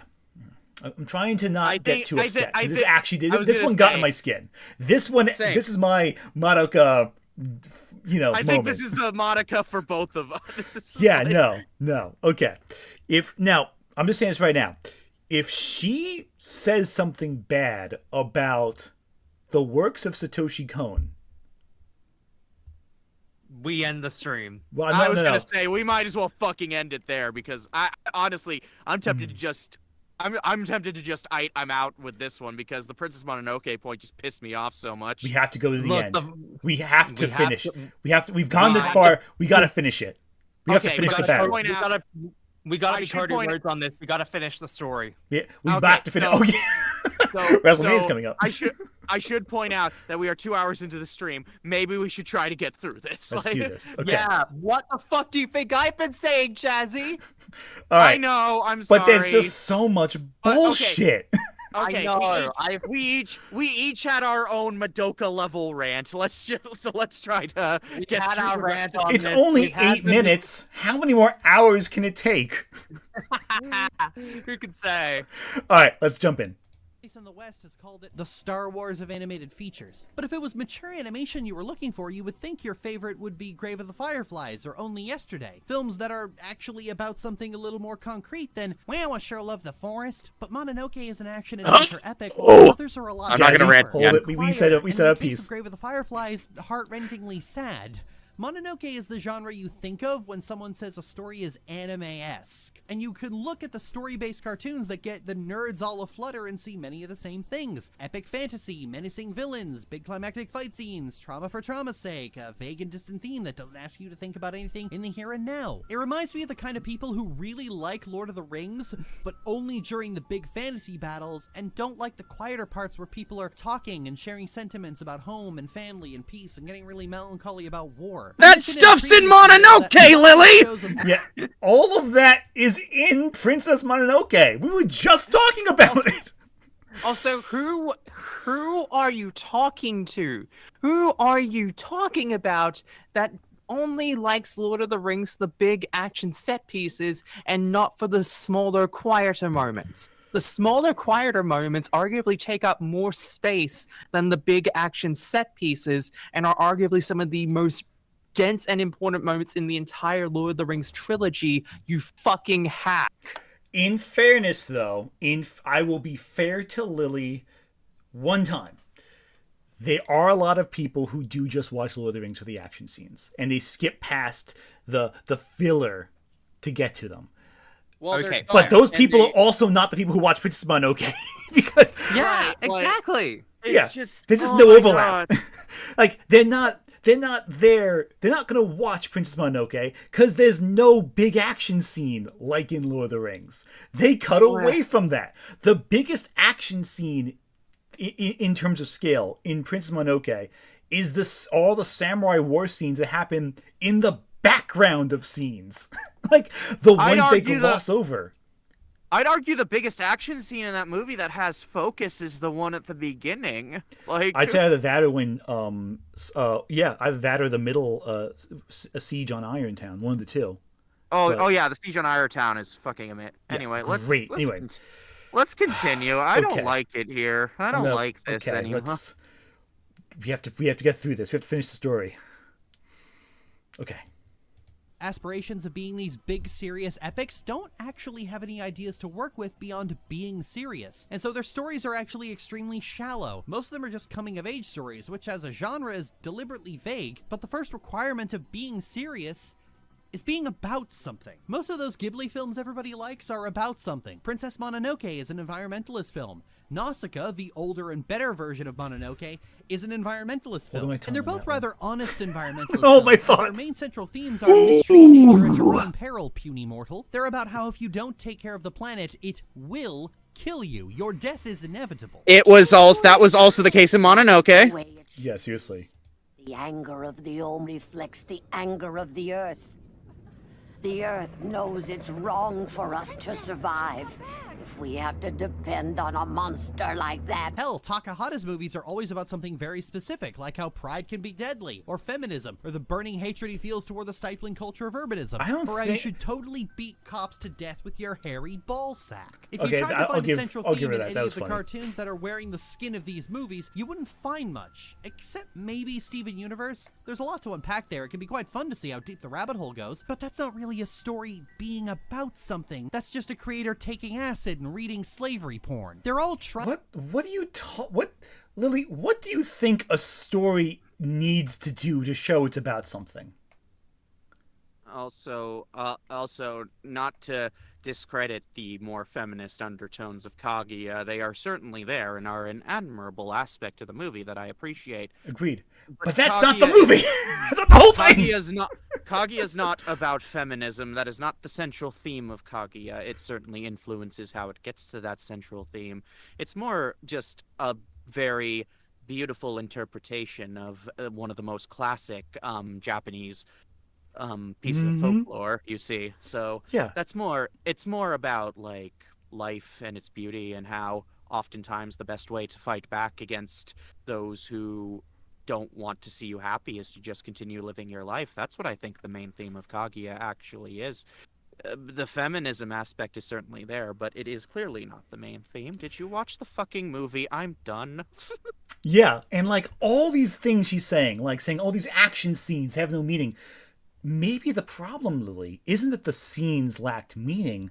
It's that you didn't interpret the meaning specifically. Because when you say something about a big blanket example of cinema that says all of this does this, and you speak in giant generalizations without going into any specifics, you come across as ignorant of what you're actually talking about. Okay, yeah. Let's power through this, guy. We're almost there. It's only 5 minutes left. Nearly there. We're nearly there. We're nearly there. Trying to be like other shows, except for the fact where they had something interesting to talk about. And that's why they're never going to succeed in their aspirations to be taken seriously, because they don't have anything to take seriously. They're doing this strange pantomime where they don't really know what they want to be. This is why we call a lot of them waname, because they want to be like an anime, but their ideas stopped there. Ironically, this point is emphasized by a work that actually succeeds at this, Turning Red. Turning Red, the Pixar film that broke the minds of cartoon fandom, often claimed Studio Ghibli as an inspiration. And indeed, when you look at that, you probably thought of the art direction of Miyazaki's films. But the story carries a lot of elements of Takahata's work, largely because it's about more grounded issues, and it honestly feels like Only Yesterday, but set in the 2000s against the backdrop of the boy band craze. It's not one-to-one, because the themes of the story are personal to the director, but that's kind of the point. It may take inspiration, but it's still something unique to that director, Domi Shin. And not Ranma 1/2? Just saying. Yeah, I was about to say, are you not going to like associate anything? If you're going to bring up anime in regards to that, why not bring up Ranma 1/2? Yeah, this isn't Ghibli, it's Ranma. Like, down to the transformation element. It's Rumiko Takahashi. Yeah, this is clearly heavily inspired by Takahashi's work, right down to the boy craziness element of it. Like, this is way more Takahashi than Isao Takahata. Right, and the thing is, it's just... I'm getting the feeling that Lily acts like if she likes a film, then it is something that's personal to the director, and if she doesn't like a film, then it's not personal to the creator. Everyone's projects are, in their own way, personal to that creator. Like... But she has this inherent failure to recognize that in films that she just automatically signs off as garbage. So, and again, failure to engage with the work. Exactly, because she has to do it on her terms. That's why she hasn't mentioned Ranma. I don't know if she's ever seen Ranma. Has she ever acknowledged Ranma in anything she's ever worked on? I mean, I can't speak in absolutes because I've only seen a fraction of what she's done, but maybe she's just never seen Ranma and thus can't understand that something outside of her realm of reference is the influence behind what she's watching. This is a very sad mindset to have with media, where you can't engage with it unless it fits within your sphere of what you're comfortable with. And do not misunderstand. There's nothing wrong with preferring something that's more in your comfort zones. That's not what I'm saying. But to disregard any media that does not fit in that comfort zone is where I take issue, because you're ultimately boiling down media to if it fits in this tiny circle.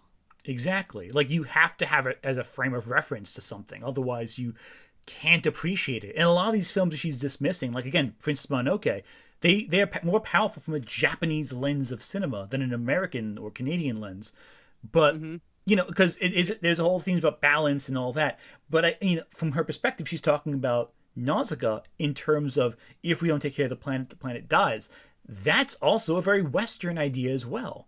And the idea of balance between these elements is more of an Eastern idea, whereas Western ideas, it's more the individual, more control, the one asserting power over everything, whereas in Eastern philosophy, it's more the collective pooling together and harmonizing.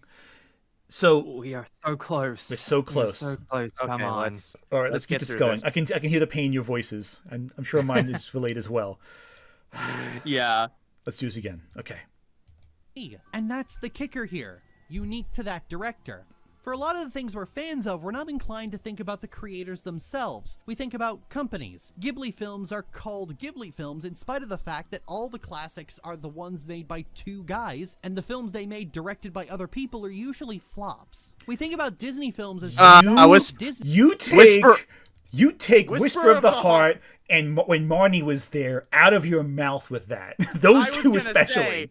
Whisper of the Heart and Poppy Hill. Up on Poppy Hill. Slander will not. Up on Poppy Hill slander will not be accepted around here. Goro Miyazaki does not deserve that much hate from everyone. Also, hold on. Are you calling from Up on Poppy Hill, Whisper of the Heart, and When Marnie Was There, among others, flops? Because When Marnie Was There didn't do particularly great in the Japanese Japanese box office. It was up for an Oscar. Right. It was nominated for an Oscar. Right, if we're talking financial flops, the only one that kind of fits that category is Marnie. But even then, it didn't bomb. It just kind of underperformed. It performed below expectations. But the other two did well at the box office. And if we're talking about if they were critical flops, none of those three films are. Now, yes, Goro Miyazaki's other two films were flops, absolutely. I contributed to the bad reviews that Earwig and the Itch came out, because when that came out, I was still writing movie reviews. But I digress. But like Whisper of the Heart, The Cat Returns, Arrietty, When Marnie Was There, all those, like, they still did well, like, at financially and or critically. Like, I'm not sure what you're doing calling them flops, Lily. That's just objectively incorrect. I'm not going to spend time wallowing on this. I'm just going to say that you are wrong. Yeah, objectively. Also, they call them Ghibli films because most of them were made by two people. Like, there's a very specific universal opinion on that. Disney's a corporation. Ghibli is different. Also, you're not talking about filmmakers like Satoshi Kon or Shindai or names. You're not talking about Japanese. My brain's breaking. Japanese. Basically, Lily's not acknowledging Japanese cinema outside of Ghibli. So, ironically, in her criticism of not taking, people not considering the filmmakers, she's not considering filmmakers outside of Ghibli. Exactly. If that makes any sense. My brain's kind of broken, so I apologize if any point is coming out not comprehensively. Yeah, I mean, my brain just broke too, because I was trying to remember the name of the guy who did your name, and my brain broke trying to remember his freaking name. Makoto Shinkai. Makoto Shinkai, not Shindai, you dumb. Yeah, so. Oh my god. The point is this is an idiotic point. Let's continue. Yeah, let's keep going. Disney films, in spite of the fact that most of the Disney films you remember fondly, for better or worse, are directed by two guys, John Musker and Ron Clements. The Disney films that were more notorious for being rather messy narrative-wise, like Frozen, Frozen 2, the Wreck-It Ralph films, and Raya and the Last Dragon, are all either directed or executively produced by Jennifer Lee, and that's why those groups of films carry very similar ideas and tropes between them. And those things are not always well understood by the audience. I'm gonna reach out of animation a little bit to bring up Last Man Standing, a conservative sitcom made by Tim Allen. Allen once I didn't want to see Tim Allen today. Archie Bunker, claiming that Archie Bunker was a primary inspiration. Now, Archie Bunker of All in the Family is a rather bigoted meathead. He's old-fashioned conservative even by 1970s standards. But where this comparison falls flat is that Allen's work on Last Man Standing was meant to be agreed with. It was a conservative show for conservative viewers. All in the Family was a liberal show for liberal viewers. Archie's bigotry was meant to be laughed at. It's very serious. You know what I'm saying to you? I'm saying that you guys ought to stick with yourselves. You mean guys ought to stay with guys? So it was simultaneously rather aggressive at times, but not so extreme that you'd honestly think Archie was a full-on white supremacist. And that divide is shown many times in the show, especially after Mike and Gloria leave, and Archie no longer has someone to dress him down, and so he cools off and grows as a person because without the contrasting characters, that central gimmick just doesn't work. It made Archie into a character a lot of people loved because at his core is someone who means well, but was just taught a lot of garbage. Ironically, rewatching this show helped me sort out some very complicated feelings about my own father because I see a lot of parallels between them. So to compare Tim Allen's conservative mouthpiece to a character who goes through a lot of personal growth is, quite frankly, fucking nonsense. A similar thing happened when Trey Parker and Matt Stone claimed Archie Bunker as an inspiration for Eric Cartman of all people. That makes sense. A kid who once tried to lead a Nazi uprising, compared to Archie Bunker, who looked the Klan right in the eye and threatened to beat the shit out of them if they ever showed up in his neighborhood. Yeah, influence, not one-to-one comparison. Yeah, I was gonna say Cartman had a lot of influences. There were a lot of different influences that went into Cartman. Again, you're speaking in a rather black and white terminology. Like, yes, it's true that Archie Bunker is a major inspiration for Cartman, but he's only like one part of the DNA, and I wouldn't even consider him like one of the biggest inspirations for Cartman as a character. Exactly. And the thing also is that people forget it's All in the Family and South Park are generally good shows, and the Tim Allen sitcom that was trying to recapture his glory among conservative viewers, Last Man Standing, is bad, and no one really likes it outside of people who are bored flipping on the Hallmark Channel. Like, it's just not good. Like, it's not good. It's not a good show. Objectively so. But anyway, I have nothing to say about Last Man Standing because I never watched it, and the only point I can make is when it was related to a show that I was familiar with. So there you go. There you go. We managed to get through a lot of that without talking. How Thank fun. God. Also, fun little thing. Cartman was also an influence for Power from Chainsaw Man, which I think makes a lot of sense when you think about it. Yeah. Anyway, I'm babbling now. So what do you have to say about Tim Allen? Also, one thing real quick. How fucking dare she call Frozen and Frozen 2 messy?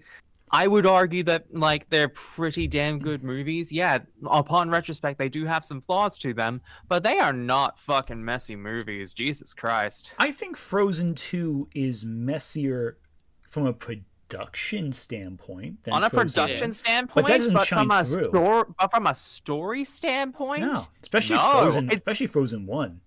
Frozen 2 is actually, like, consistently better than Frozen 1.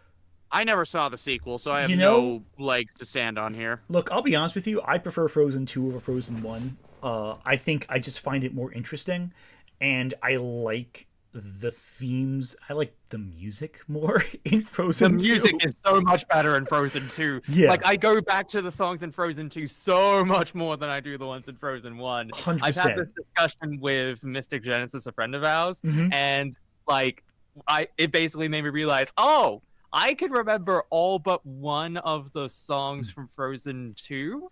But if you told me to name the songs from, like, Frozen 1, I would only be able to, like, say Let It Go and For the First Time in Forever off the top of my head. And the the Snowman rest of one. them, Well, that's half. That's Also, she brought up the Wreck-It Ralph films. Wreck-It Ralph isn't a messy film. Ralph Breaks the Internet sure as fuck is, but yeah, like, Wreck-It Ralph 2 is a corporate product. It's not a film. Yeah. Like it's very different in style. especially I think Ralph Breaks the Internet, that reeks of corporate synergy. Oh yeah. Yeah, it's not a good film. But anyway, so a lot of bullshit. Shall we continue? We are almost done. There. We are almost done. I just want to say I'm proud of us for getting this far in the video. It only took 2.5 hours for 18 minutes. But I, for one, am proud of both of you and our audience for surviving this long in this video. If you've watched from the beginning, after this is done, please talk to someone. Get help if you've watched this far in. Therapy. Yeah, please. You owe it to yourself. Okay, let's keep watching. We are almost done. Let's go. And if we catch you guys burning any crosses, we're gonna come up here and we're gonna bust your honky hindies.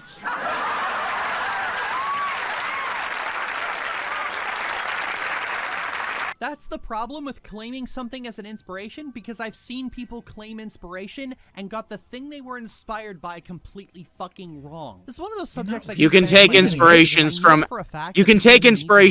aspects of a character, but not all of it. Yeah, you're not remaking it. Stories that are about things as preachy, or just continue to miss the point. As I'm writing this, I'm watching my good buddy Ginger trying to tell some guy that making a serious story about existential dread is completely undercut by the fact that they're clinging to the anime trope of a 1,000-year-old child, and that guy just continues talking past her despite the fact that they came to him looking for advice on how to make the story And work. this guy is the problem with the whole animation fandom, I get. Okay. Like, This one I don't even know person. why I don't know why you're bringing this random Tumblr user up and think that represents the majority of people. Because again, it works when it's done well. Let's just get through this. I get another I'm one. done. Going on and on and on about his complex lore, and it's like, dude, just make the character a fucking adult, you stubborn asshole. And Ginger is much smarter than I am, and they're still talking to a brick wall. I don't know how to make this any you said clearer it, than not I've me. already made it, because the real problem is you have 30-somethings who want to keep watching Toonami, and they don't want the normies to roll their eyes at them for it, and screaming xenophobe hasn't worked, so they're officially out of ideas. That's what all this is. That's what it's always been. Fuck, I'm tired. I hope that Pokemon video does Me well, too. and I can pivot my contact to something else. Oh, we're done. Okay. Okay, so quick little thing. Once again, she kind of pivoted off into a completely separate topic at the end of it, and only spent like 5 minutes of a 20-minute video actually talking about the things she wanted to talk about. Yeah, all she was upset about was, I'm gonna get rid of this whole guy on Tumblr. Yeah, this was like, what was the point of any of that? Yeah, like your she's- initial point really didn't get made, Lily. You spent like Look. 5 minutes talking about it in total, and spent the other 15 minutes of this video pivoting off into different topics, trying to have it make sense. The one Look. thing I will definitely say after doing 2 of these now is that she has a serious issue with actually staying on topic, and she tries to combine like 5 different video ideas into one 20-minute video. It sounds like she's just upset that Toonami is popular. Like, the shows that Toonami aired, they're all serialized, they're all action-centered shows. It sounds like she's upset by how influential anime is on the animation medium, but she doesn't seem to understand why people connected with Naruto, Bleach, and One Piece. And never seemed to understand what those shows were doing to directly address them. Keep in mind, her idea of an action anime is Princess Mononoke. That's not what people were influenced by. Yeah, someone in the chat brought this up, and I want to say it. Apparently she misrepresented the guy from Tumblr, because he actually agreed with her friend Ginger and said that yes, he should change like the age of the character and everything. So wait, even so the basis that of this video is a lie. So wait a second. She based this whole thing about a guy whose world building involved a singular character who is like the immortal child. A trope which, again, by the way, when done well, is done right. Again, case in point, Interview with a Vampire, great example of that. But again, that's not the 5,000-year-old lolly that everyone likes to make. Everyone points out as bad writing. Even that example was not based in reality. This is the only. And notice how she didn't reference any actual serialized anime. She only mentioned anime films because her frame of reference is so limited. And again, she referenced Attack on Titan and Madoka, and then didn't actually engage with what they were saying. She could have talked about any type of Toonami. In other words, those are Toonami cartoons. Like, neither of those were. I mean, I guess Attack on Titan now is Toonami, but like, when people talk about that, they mean Yu Yu Hakusho, they mean Rurouni Kenshin, Dragon Ball Z, Sailor Moon, which he briefly showed as an much image as we of. don't want to talk about Rurouni Kenshin anymore. Yeah, I mean, you kind of have to when talking about that era, but that creator really, which is a shame because it's such absolutely fucked the creator. Yeah.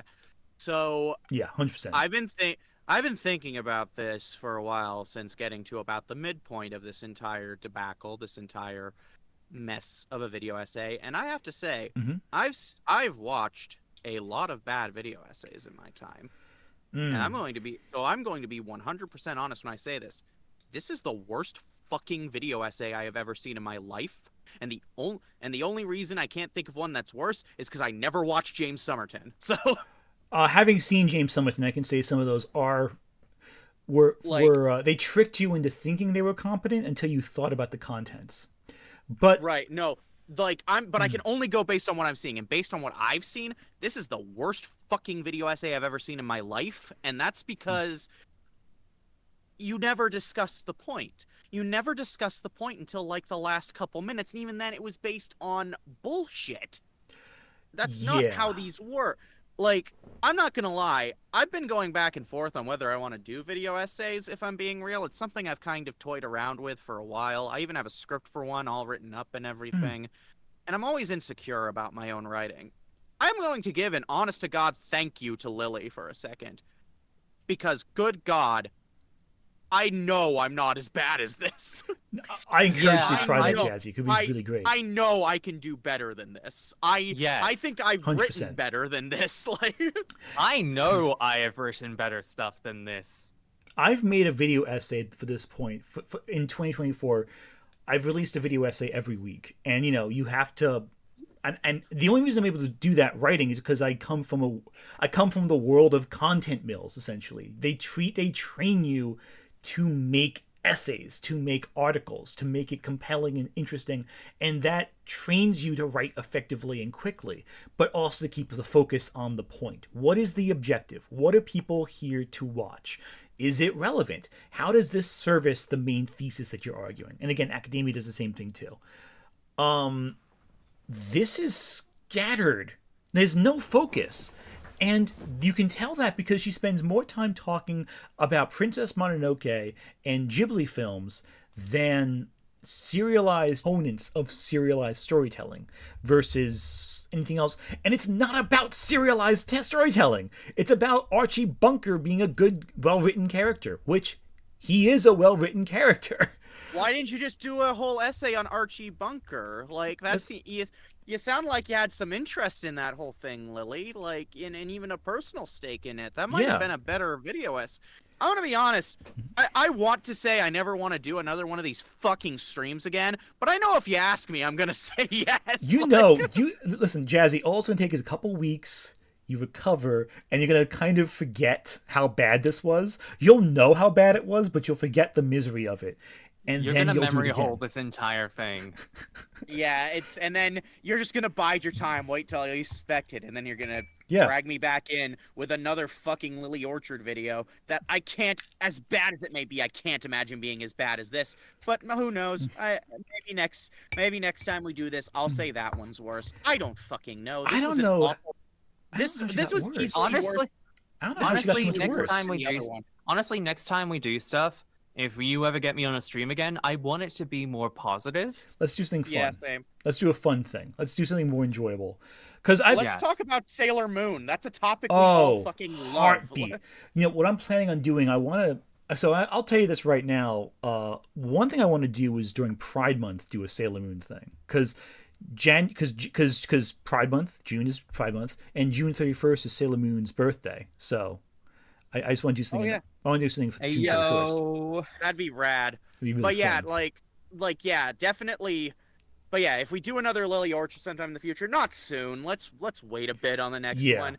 I'm not looking. I'll say right now, in terms of ranking Lily Orchard videos, this one was easily worse than the other one because at least the other one, up until the end, did stay a bit focused. So yeah, that was a solid essay. We agreed with her. It also didn't make salacious claims that tried to attack people throughout it for enjoying certain series. Yeah, how did she get worse? How did she get so much worse at this? Because she was focused in the last one. She had a point. She had concise chapter breaks. Each point was 30 seconds, a minute, 2 minutes. Done. Got to the point, said what needed to be said, moved to the next point. She was consistent. I didn't agree with what she was saying half the time. There were some points I did agree with her, but not the whole thing. But from a writing standpoint, that was superior in every way to something she made years later. Like, well, a year. Like, oh, a year. Oh, it was a year? I thought it was like more than yeah, one. yeah, Okay. yeah. I'm seeing the video up in your recommended right now, and it says 1 year. Oh yeah, ago, so. it was. Oh, so wait a second. So that means, let me take a look at this. So this came out July 19th, 2023. Let's open up this one real quick. The question regarding a redemption arc is, stop. is This one came out December. So no, this was 6 months later. No, 7 months later. Jesus, and the points just became more incoherent. So How did that? How? I just don't understand it, because here's the thing. I have, in my limited time making video essays, like, how did you get that much worse? It doesn't make sense to me. Like, I'm not trying to be mean about it, but like, objectively, you'd think you'd improve on your technique, you'd develop it, you'd work on it, but this is like, somehow her productivity, I guess, just dropped. this was a very miserable video to go through. It was incoherent, and the overall point did not come together at all. Like, it's No. and just to really drive, I've been getting really back into watching a lot of video essays. I've been watching some really good H-Bomber guy ones, rewatching some of my favorite Lindsay Ellis ones, and even going back and watching a couple Lady Emily ones as well. And it really reminded me just why I love the format so much, and why it's always like such a great, even if whether I'm watching them seriously or putting them on for noise, they're always just great to have. So this is kind of a stark contrast to all of those.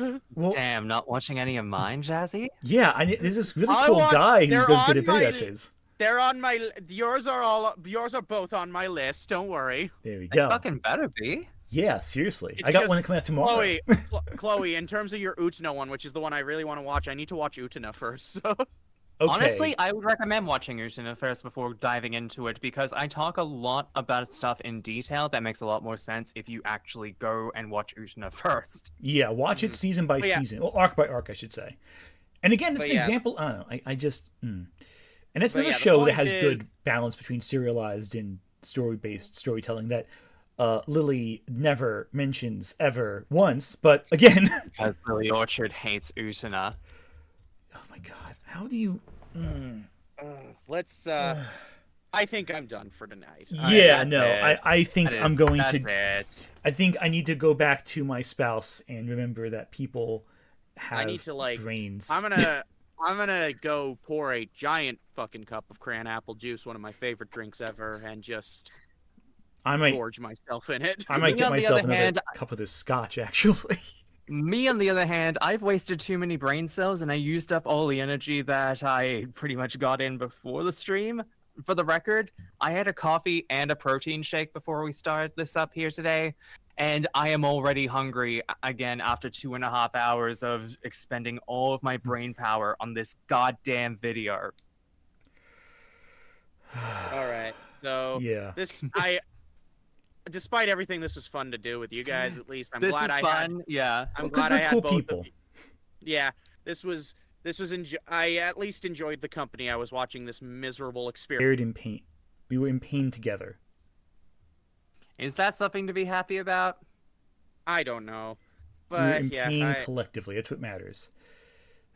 Anyway, on that lovely note, friends, if you've watched this long somehow, I'm so sorry. I'm so very sorry. But we struggled through it. That's what matters. All right. Tomorrow I have a new video essay coming out at noon. It will probably be out if you're watching this after the fact. It's going to be on the Dungeons and Dragons movie, which is a much better topic than this. So yeah, watch that.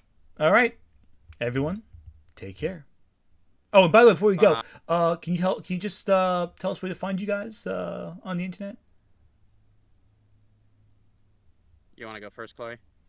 You can find me on YouTube, Twitter, Blue Sky, most places underneath Chloe Sunflower VA. I tweet and post semi-often on both Blue Sky and Twitter, and I try to make like monthly content, at least like one video a month at this rate. I am about to release a video on Anohana and its themes of trauma, grief, and regret regarding the main 6 characters in it. And I'm really proud of that video because, God, watching Anohana again is a fucking time. You can find me at Lady Jazzington on Twitter, same handle on Blue Sky. You can also find me under Jazzy Oliver on YouTube. I'm sure Ant will link me in the description. I mostly do shit posts and some behind-the-scenes stuff on series I have the absolute privilege of working on, as well as I've been doing live streams casually of Persona 3 Reload, where I play as a character I named Flumpy Bumpy, and that is how I'm selling it to you. Hey, fair enough. That's not bad. All right, everyone. Thank you so much for joining us. Have a wonderful